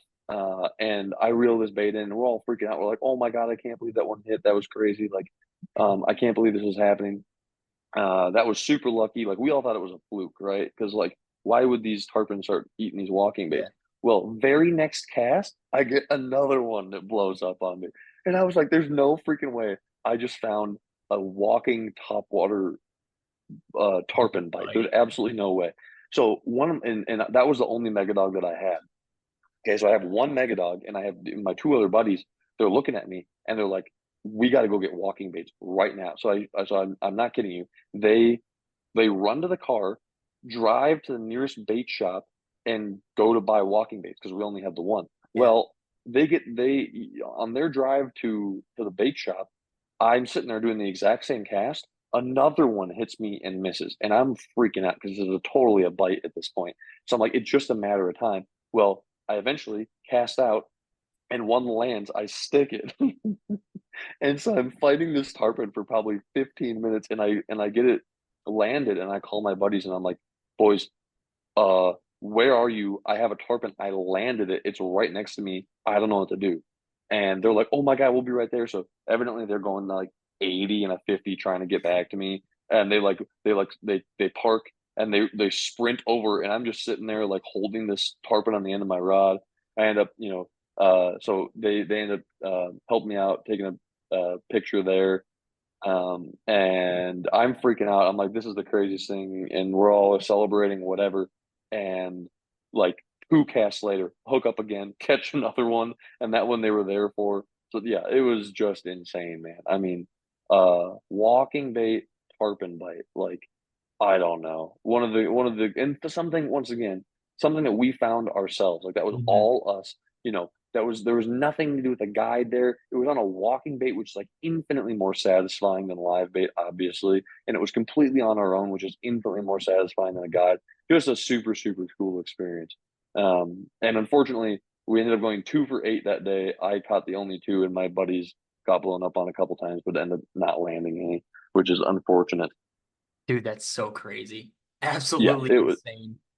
Yeah, I could not believe it. I absolutely couldn't believe it. Well, Dude. another thing you got to do, man.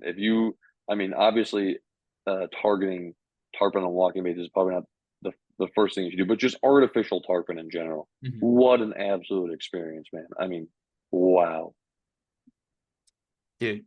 I mean, never hear of anybody doing that. Like the most, there's a guy from Spain who lives in California, and he went down to Miami and he caught a CUDA on a 250, or maybe caught like two on a 250, but like that's like the extent of swim baits and like legitimate saltwater I've ever like heard anybody else experience is your two stories, his story and then and what you were just telling us. Yeah, I know Brian Correa has a tarpon on a bull shad, Oh yes, I and remember that. and then I know, do you know who Randika Ritchie is? Name sounds familiar. Well, he's a good buddy of mine. He's from Arizona. He moved up to Mass. He's like fishing with Vic now. Okay. Um, Oh yeah, but Randy. Yeah. I know who you're talking Randy, I call about. I call him Randy, but I don't know. To be honest, I guess I've never really asked him if it makes him mad that I call him Randy. But it was me and our friend group all call him Randy. So, Yeah, I was about to say that's but yeah, everybody. I guess the friends I talk to who you're friends with, that's who they've always called him. So I just refer to him as Randy too. yeah. So Randy, anyway, Randy has, I think he has a tarpon on a battle shad, on like a jig hook battle shad. Yeah, seriously, that was super cool. But yeah, no, it doesn't. The artificial tarpon is pretty rare, and the solo artificial tarpon walking bait like that, I don't know. I obviously we got pretty lucky, but it was Revolutionary. so it was so cool, man. I mean, what, and even the ones that you don't land, watching those things jump when you hook up with them is, I mean, literally, bro, they're 10 feet in the air trying to shake a megadog out of their face. It's the craziest thing. That is so absolutely insane. That's like Yeah. some stuff that you never hear anybody talk about. I just sent you a picture of his CUDA that he caught on the 250 and like just absolutely Oh, hell yeah. destroyed this 250. Like he had posted a picture of it and I was just like, damn, like that is the skin is just demolished. Yeah. Oh, yeah. No, I can imagine. That, it's a miracle that that megadog lasted those three fish. I mean, I couldn't believe, after the CUDA, it was messed up, but after those two tarpon, like my hook hangers they're twisted in ways I've never seen hook hangers twisted. If I didn't have a Ciscord on that, I don't think I would have landed any of those fish, to be honest with Would have you. just pulled him right out. It would have just pulled, yeah, exactly. It would have just destroyed them completely. That Ciscord, like I said, I was, you know, I've landed a bunch of like muskie on my assist cord, and I've landed a bunch of fish on my assist cord. Never had a failure, but the fact that it held up to a barracuda and two tarpon, that's about as good as it gets in terms of testing. So I'll take that. I'm pretty proud of that. Yeah, that's crazy. So after you get back home from just this absolute unreal experience with a swim bait in the salt water and just that whole trip by the sounds of it, what did you end up going back to Minnesota at that point in time, or did you go back to Arizona? Uh, um, no, I went back to Arizona, but well, actually, the finale of that trip was that 43-inch snook. Yeah, I just saw Um, that, dude. yeah, Crazy. yeah, I know. Yeah, that snook was sick. That was, Tyler Gotchell. Have you heard of him? Maybe. Yeah, he's a buddy of mine. Every time I go to Miami, I hit up Tyler. Tyler's a really good dude. Um, but that we were fishing a canal, and we were just fishing for peacocks, right?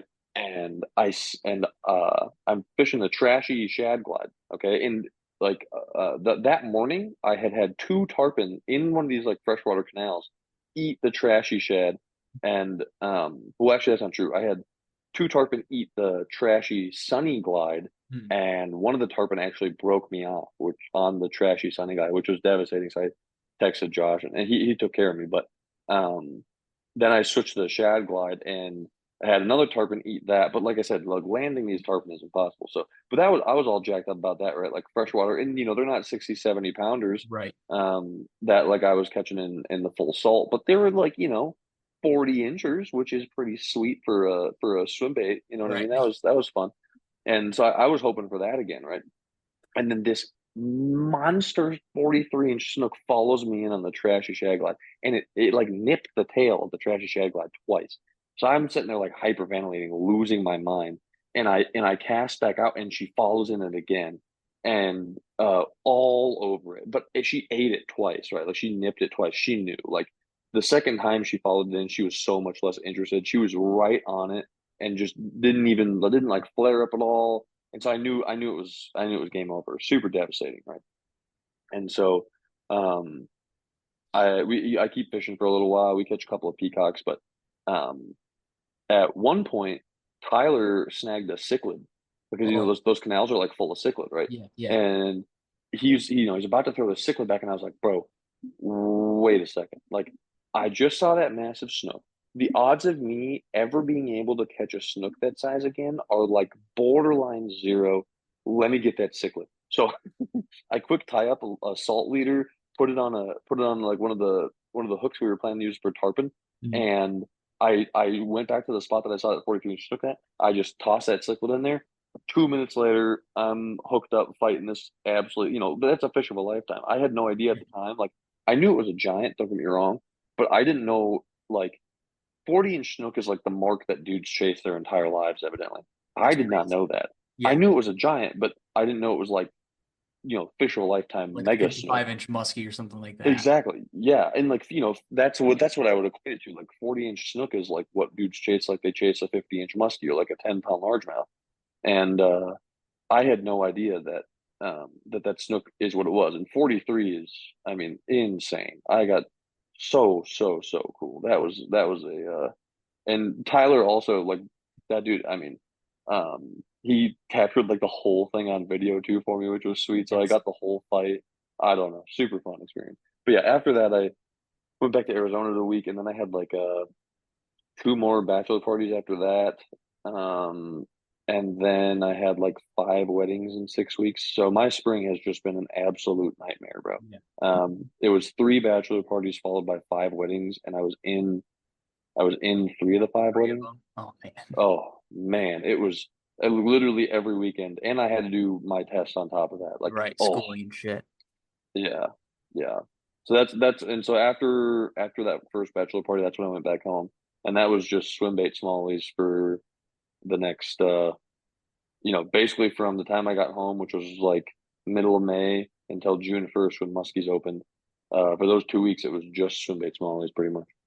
Right. And so June 1st, was that when you guys had is that what the big tournament is? The the big muskie tournament? Yeah, yeah. No, that's always the weekend after opener. Okay, okay. So Yeah. July 7th or whatever it may have been. So kind of walk us through that because I'm like kind of familiar with it, but I know that there's people that are listening that have probably never heard of this thing or like know about it. Yeah, I mean it's the Minnesota Metro Muskie Tournament, so it's like it's probably the biggest muskie tournament in Minnesota. Like I think it was like closing on 400 boats, something like that. Um, something like that. I don't know, a ton of dudes. We ended up taking fourth, which was sweet. We don't when we're muskie fishing, we don't scope. And we ended up the first two places were scopers, which is it's allowed in the tournament, so it is what it is.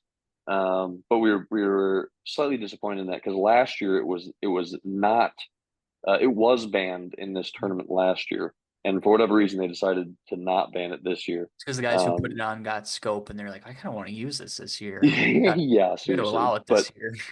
yeah, but scope muskie fishing like completely changes the game, and I know that we talked about that last time, so I Yeah. won't dig into it too deep. But like, yeah, it just changes everything entirely because spring is when muskies will, after spawn, they'll go out into the middle of literally the middle of nowhere and just recover from spawn. And Hmm. so these fish are used to their entire lives they've never seen a bait out in 70, 80 feet of water, and now all of a sudden there's a bulldog flying by them. They don't have a choice. You know what I Right. mean? It's pretty rough. Um, so I mean, technically, scope scope was allowed, so it is what it is. But we ended up taking fourth without it, which was pretty cool. Um, so we were happy with that. Yeah, that's pretty legit. Yeah. Um, that's like pretty crazy. What did you guys, is it like one fish per boat or kind of what was like the parameters to win? No, it's so every fish over 40 inches counts, and then how many inches over 40 you get like bonus points. Okay, yeah. So I think the guy that won, I think he caught like six or something stupid. Whoa. And the biggest was like 43. So he It got was he like got three all points for it being 3 inches over 40. yeah, I Okay. think it's something like that. I think it's Okay. 40 inches is 10 points, and then every inch above 40 is an extra point or something like that. But anyways, he I mean, yeah, he just absolutely just I mean, he just went and scoped. some numbers lake and caught a bunch of 41s and 42s and took it home. Yeah, super crazy. I mean, yeah, I don't know, but we got a 47 and a half or fourth, and then I think the person in second caught like a 340s, and the person in third caught 240s, and then we were the or maybe the person in third got like a 49 or something like that. I don't remember exactly what it was, but whatever. We got fourth out of a ton of people. Pretty pumped. We've placed pretty well in that tournament before. We've gotten fifth. We've got seventh. A couple years ago, we got 11th, but what the fish that would have put us in second bit a hole through our net and swam out right in front of us. So that was devastating. But yeah, I don't know. We've done really well in that tournament, and we seem to just really mess ourselves up every year too. We're our own worst enemy for sure. That yeah, I understand that. That's I screw myself over out of a lot of situations when I'm fishing. So Yeah, that's yeah, definitely relatable content right there. yeah. It's bad. It's Um, bad. Oh well. so after the muskie, how much longer you were up there in Minnesota for like another 2 weeks, right before you ended up coming back down? Yep. So I just studied for that test and fished muskies, and I haven't shown. I texted him. I showed you the pictures, but I got a and that's something I guess we should talk about is my rod. We didn't think Yes. about that. My Well, rod. let's can Um, you want to talk about your guys' largemouth fishing last week before the rod, or we'll talk about the rod since it's like kind of on that musky topic, and then we'll talk about you and yeah, yeah, you guys hammering some largemouth. So yes, for anybody who is not has not seen, doesn't follow Leviathan or you have it's like a standard musky rod. They're not a standard, but it's like a specific musky rod coming out, right?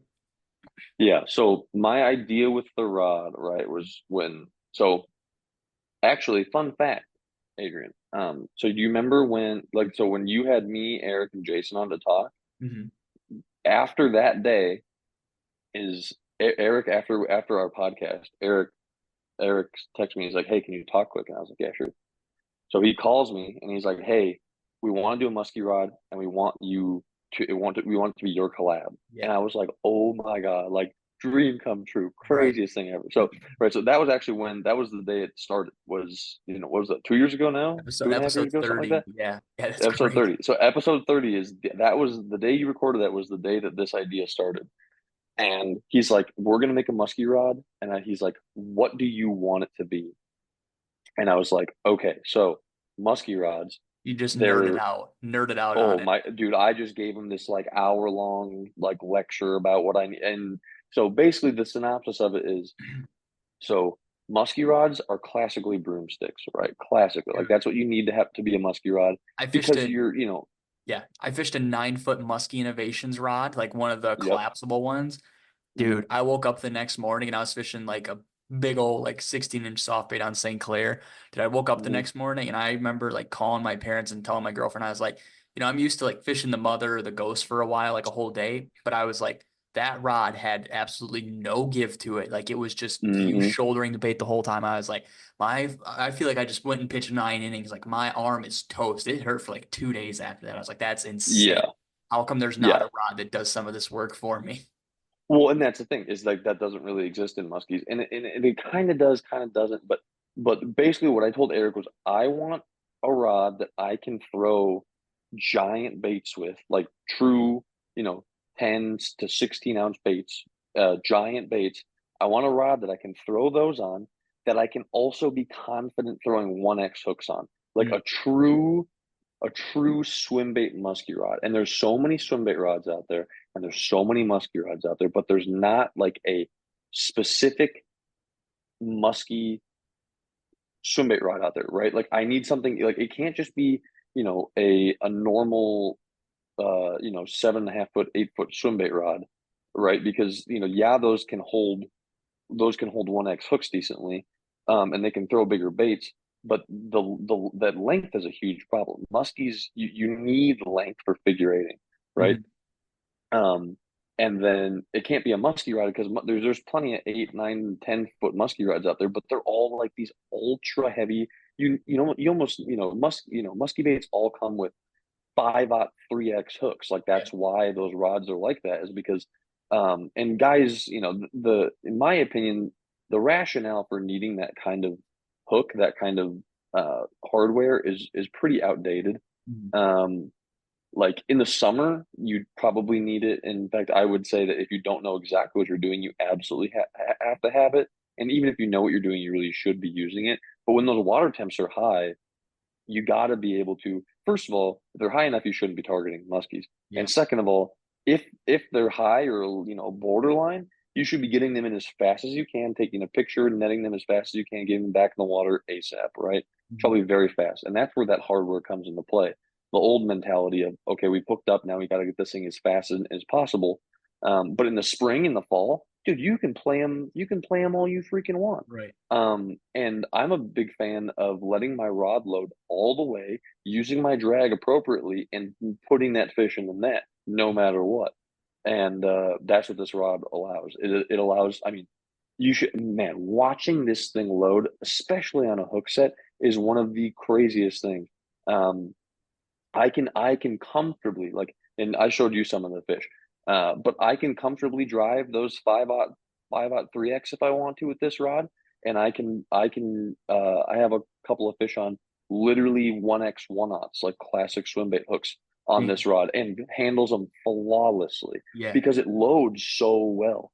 Um, and I've caught fish on this rod with a 6-ounce bait, and I've caught fish on this rod with a 16-ounce bait, and it does beautifully on both ends of the spectrum. Right. I could not be happier. It's a very, very cool rod. And I've caught a bunch of fish on it, and I'll start like posting them and sharing them on Universe here sooner once we kind of know the dates for the rods drop. Um, but man, I'm so excited to start sharing this with people. It doesn't exist, man. It doesn't exist. It's a 9 foot rod that you can handily throw 1x hooks on. Um, and it also has a detachable handle, which is a I was big just thing for about to say. me and for Leviathan, simply because we need to be able to ship it, right? Like it can't Mhm. be over 8 feet for shipping. So the fact that this has a detachable handle, it ends up being a little bit over 9 feet, and still, classic Leviathan, ultra light. I mean, this thing is a third of the weight of most musky rods. It's so cool. I'm so excited. Dude, It's such a that's such a crazy. cool rod. That's insane. Yeah, what's it? What's that handle like 2.5 foot? So it breaks down to like 7.5 feet or like seven Yeah, feet. it breaks down to a little under I think it's a little over 7 or something like that. I don't remember exactly, but I think it breaks down to around 7, and then all together it's a little bit over 9. Dude, that's so badass. It's so It's sick. And it's it's it's perfect.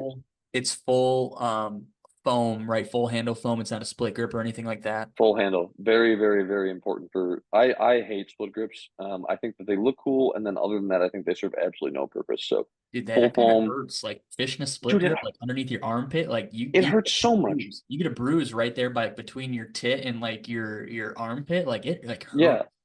Well, in hook setting muskies, I mean, you're throttling them. So wrapping that them. that Yeah. rod blank going directly into your ribs, dude. I fished a split grip for a couple years, like I don't know, 7, 8 years ago, and I would get legitimate big bruises if I had a good day, which is not fun.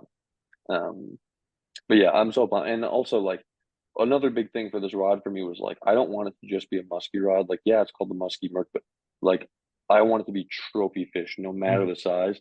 So, I have a couple of really nice largies on it, and I have a couple of giant striper on it now. Um, super super cool rod. It can. I don't know. I'm pumped, man. I'm so pumped. It just came together beautifully, Dude, and it has that's my so name sick. on it, which is mind blowing. Yeah, that dude, the fact that it weighs like that it's so light, like keeps that, classic Leviathan build to it. That's like for a musky rod that goes 12 to what'd you say, 16 ounces?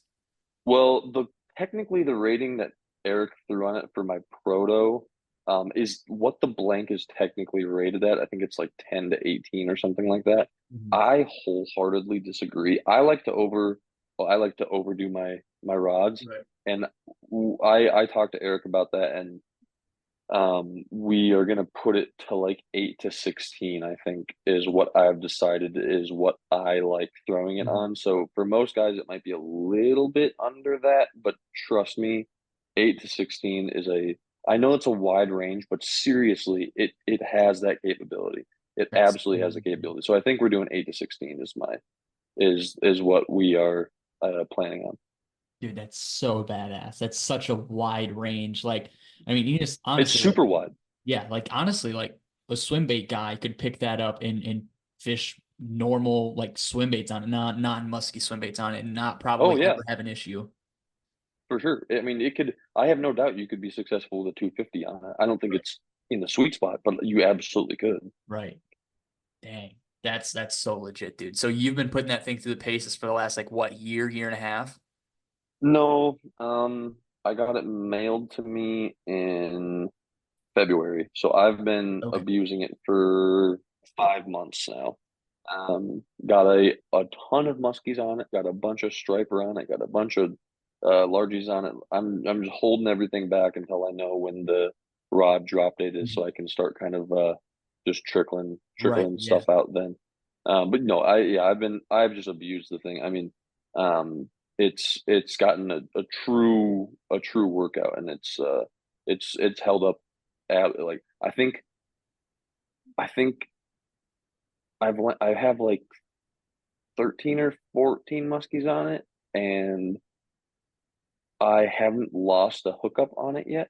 Wow. That's the thing I'm excited about most is um I have if I've hooked up with the fish, if I've set the hook into this fish, I have not lost a single muskie yet. Mhm. I did end up losing, I think I lost like one striper on it, something like that. But if you hook up, it's just game over, bro. Yeah. It's so I and for musky rods, because they're so broomsticky, they just don't have that much give. And Mhm. the amount of times I've watched people lose fish on those broomsticks Yeah. is unbelievable. That's why I fish my Leviathan so much for them, is because they're not musky rods.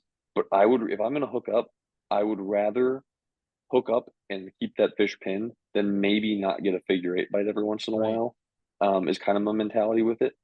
Um, but they just, when they load up like that, those fish don't stand a chance. I mean, it's so nice. Dude, that's so sick. I'm excited to see those. I'm excited to see the pictures of you with those fish with this rod Yeah. because Well, you have a few of them already though. yeah. But I mean, in like the stripers and stuff. Like I'm excited to Yeah. see. Do you have any cast hmm catches on them? Um, no, I don't think so. I really should, but I don't know. It's tough because I'm a I I've posted a few cast catches, but it's um I don't have like a GoPro or anything Right. to use, so I end up using my phone, which doesn't really last that long. And I Right. like the angles I try to get are so like you can't see anything, you can't see Mhm. anything at all because I've had I was just talking to Marshall about this. I uh I've had way too many spots ruined by something happening, and Marshall just had a spot ruined that was a very important spot for him. So it's like uh I don't know. It's devastating. I hate it, and I'm not willing to up my street cred or whatever by posting Yeah. cast to catches if it means destroying my spot. Mhm. And fishing at the end of the day, it's for me. It's to keep my sanity. Like if people don't believe me, that's whatever. But also like I've posted a ton of cast catches on Universe. I don't post them on like my Instagram or whatever, but Mhm. I've posted a bunch of cast catches in like swim bait tournament groups and on Universe itself. Like um I should probably get a couple muskies catch on the rod just for marketing purposes, and that's something I'll do here soon. Um, but I don't know. Cast catches don't really interest me just because of the repercussions they have potentially. Right. Yeah. So outside of the musky thing, you and Mr. Brennan Banks, we had on the podcast hmm probably, I don't even know, probably like 10, 15 episodes ago.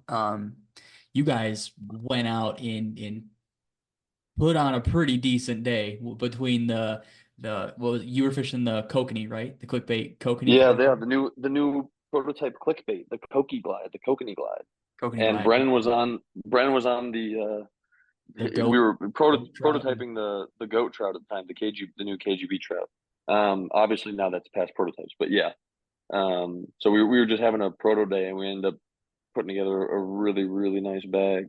That was really fun. Brennan's a very very close friend of mine. I love that guy, and we've gotten pretty close over the past couple years. Done a couple of really cool fishing trips together, and dude's an absolute hammer, man. I can't say enough about Brennan. That dude is he's just such a fisherman, and he's so good at what he does.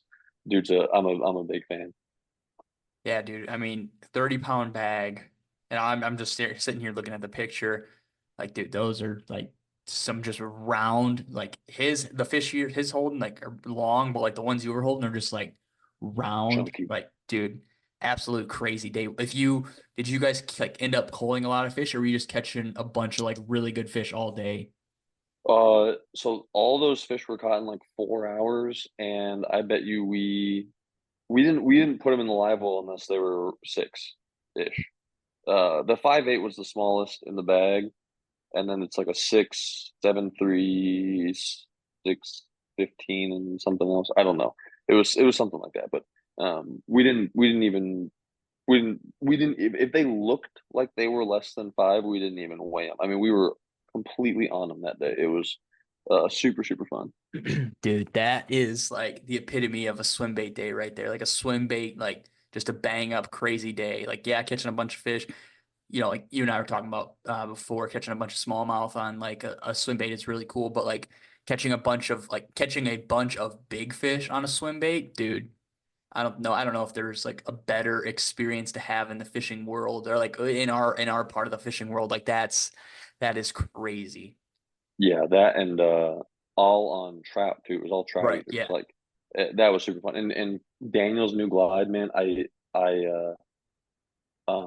it's so cool. It's it's it's as close that there's one when I think of a glide bait that can do everything, right? Like a true chop, Mhm. a true wide glide, like a glide that can do literally everything that I want it to, and do it well. Really the only one that I can be confident in saying a true do all good glide bait is the KGB King. Okay, I thought you were going to Um, say the Shad of the King. I knew that's probably where you were going to go with that, but didn't want yeah, to cut you off. and there are baits out there that do a wide glide much better. There are baits that do a chop much better, right? But there isn't one that does everything you want it to really, really, really well, Mhm. except for the King. The King does awesome with that. Like seriously, one of the best baits for in terms of like being able to do everything. Like the amount of muskies I've caught in that thing because I was wide gliding it, and then they start chasing it, and I start chopping. It freaks them out. Um, and Daniel's new glide's a lot like that. But it's 7 inches as opposed to 12, right? Mhm. Like it's a completely different bait, but it's as close that I've seen in that size range to a do all kind of bait.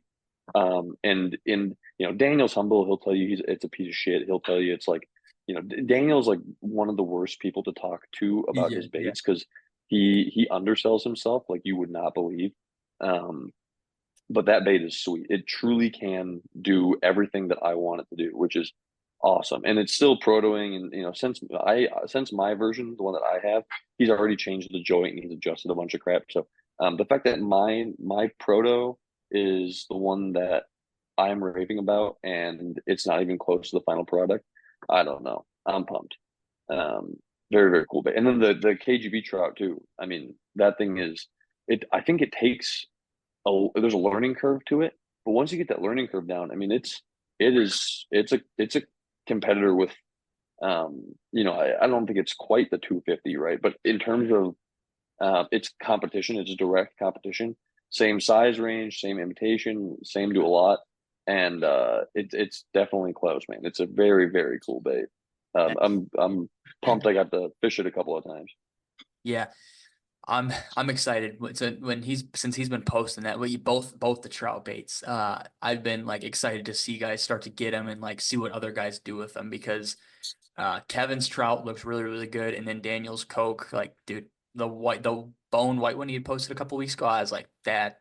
Dude, that's a sick looking bait. And like we had talked about it. He's like, because I think he had texted me or something. He's like, have you like, is there another kokanee bait that I don't know about? I was like, I don't think like that's on anybody else's radar. There's a couple bait fish that people aren't like taking advantage of, I guess, like profile wise.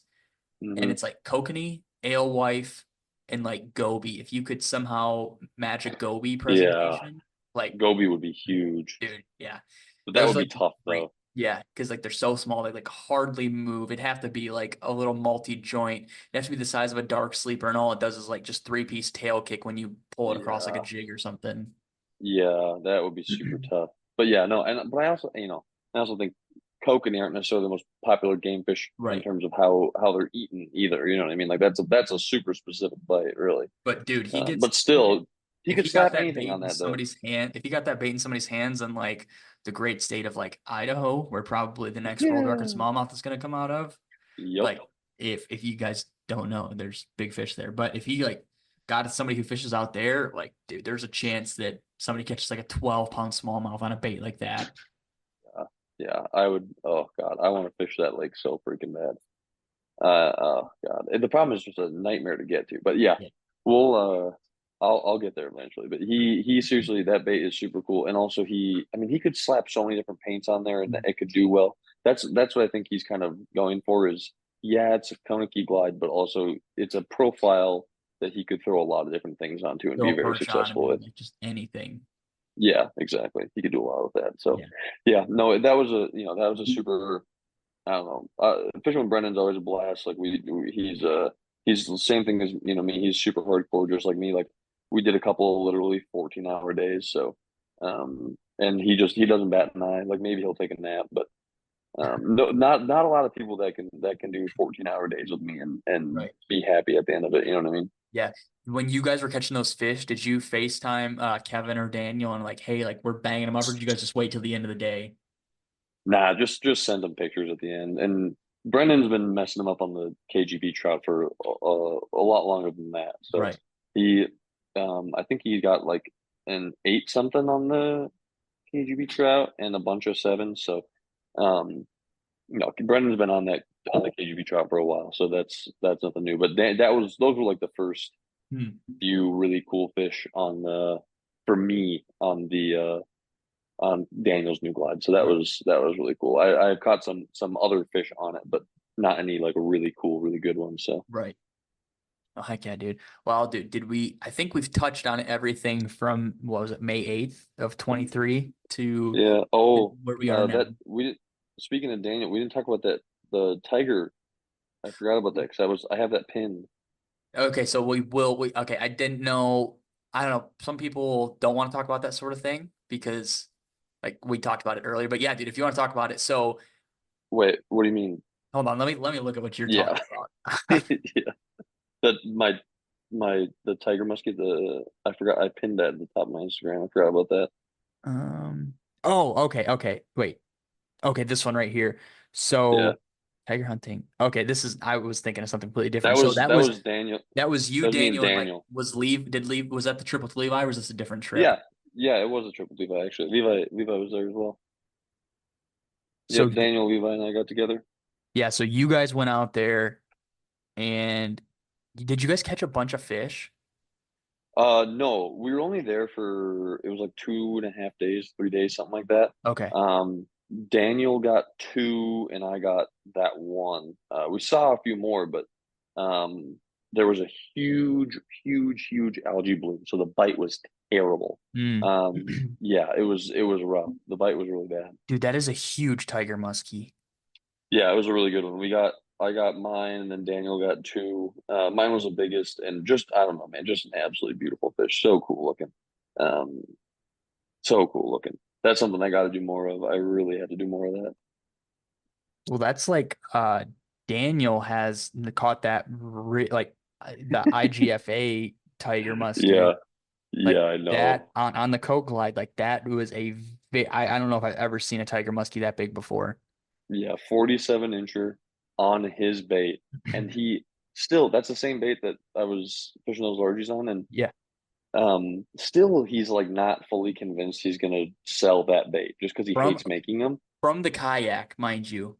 Yeah, I know. Yeah, dude's insane. He texted me the other day. He's like, hey, he was supposed to move to Alaska, Yeah, I texted him and asked him about that and too. I was like, and when he are you ended up moving?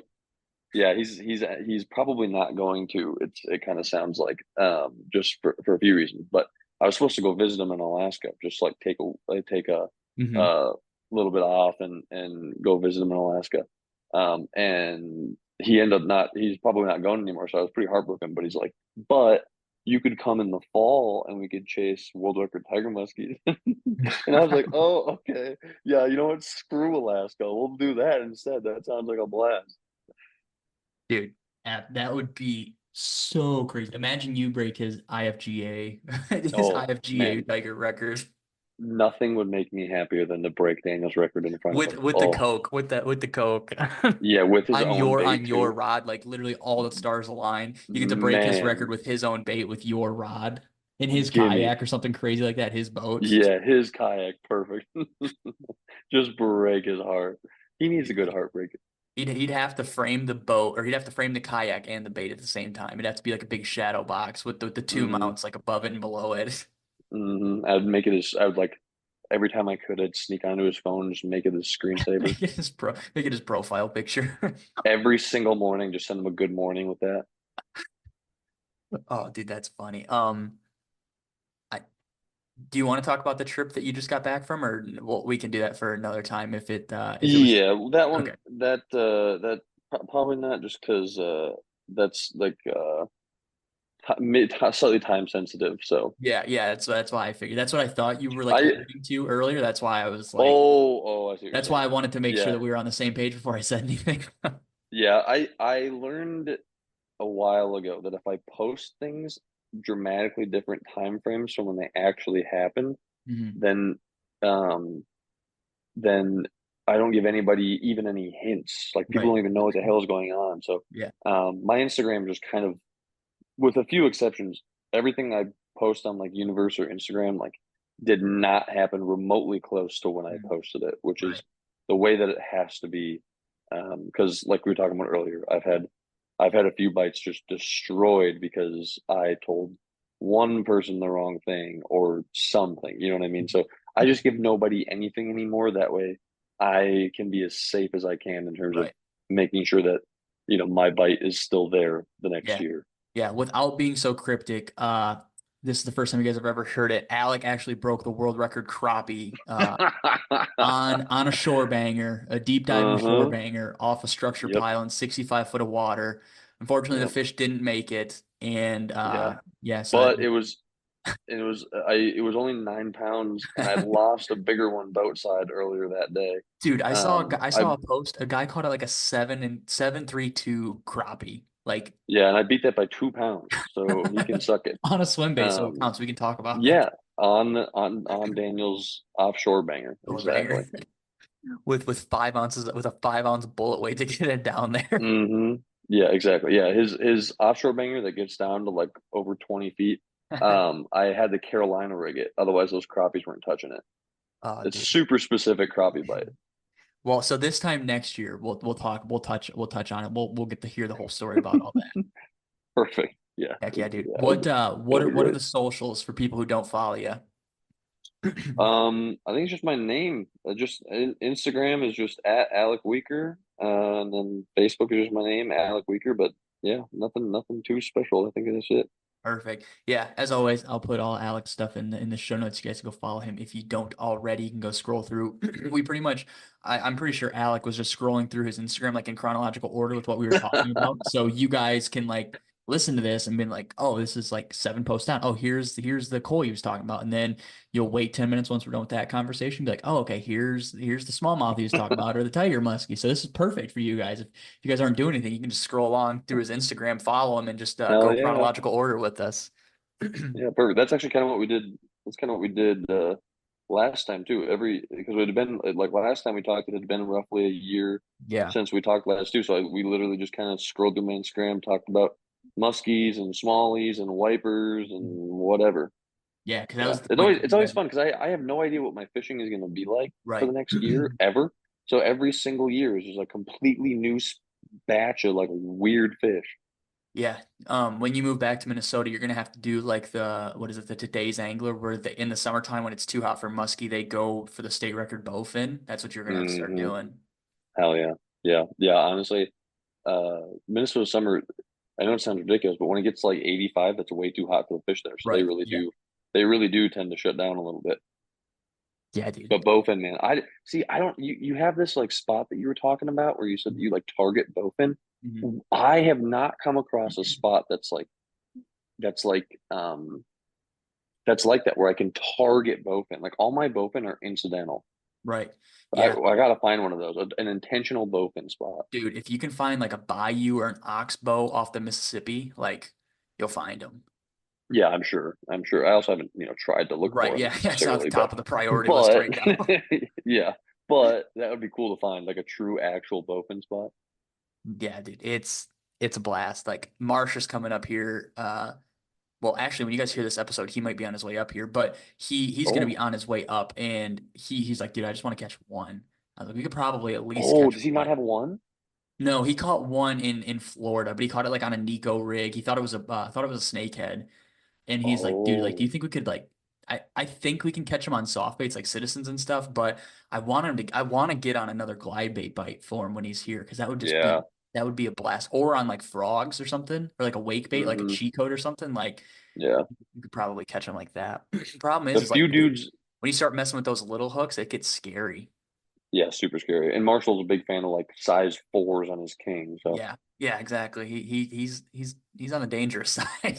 yeah, he's gonna get heartbroken if he does that. You just gotta tell him, Marshall, no, you can't do that. Well, dude, did you see that muskie he caught on the Woody last year during that tournament, the throwback Yeah, tournament? yeah, yeah. Yeah. Dude, I'm like, first off, you've caught more muskie than I have, and it's just stupid that you landed that fish. He's fishing like 12 pound, 14 pound, and I'm like, I no idea how he landed that fish. Just completely Yeah. insane. Absolutely Yeah. insane. Yeah. Super lucky, but also, I mean, if you fish that much and you're as good a Yeah, fishing as he is, your yeah. odds go way up if you can if when you do get yourself into that situation. 100%, 100%. Well, Alec, I want to thank you for coming on, man. Like always, I'll put all Alec's stuff in the description so you guys can go follow him. Like I said, scroll through with the podcast and listen and observe. We have pictures now, so the guys who don't want to listen, you guys can just go scroll through his pictures if you've made it this far too. But Alec, I want to thank you for coming on, man. We'll get you on in another year, and we'll have to go through the chronological timeline and stuff, and then like we'll get to see pictures that you were just referring to that we haven't necessarily gotten to see yet. So that'll be fun. You guys Perfect. will have to refer back to this one in 2025. Perfect. Hell yeah. Yeah. Thanks for having me, man. Always a pleasure. Yeah, man, for sure. So I want to thank you guys for listening. I hope you enjoyed the episode, and we'll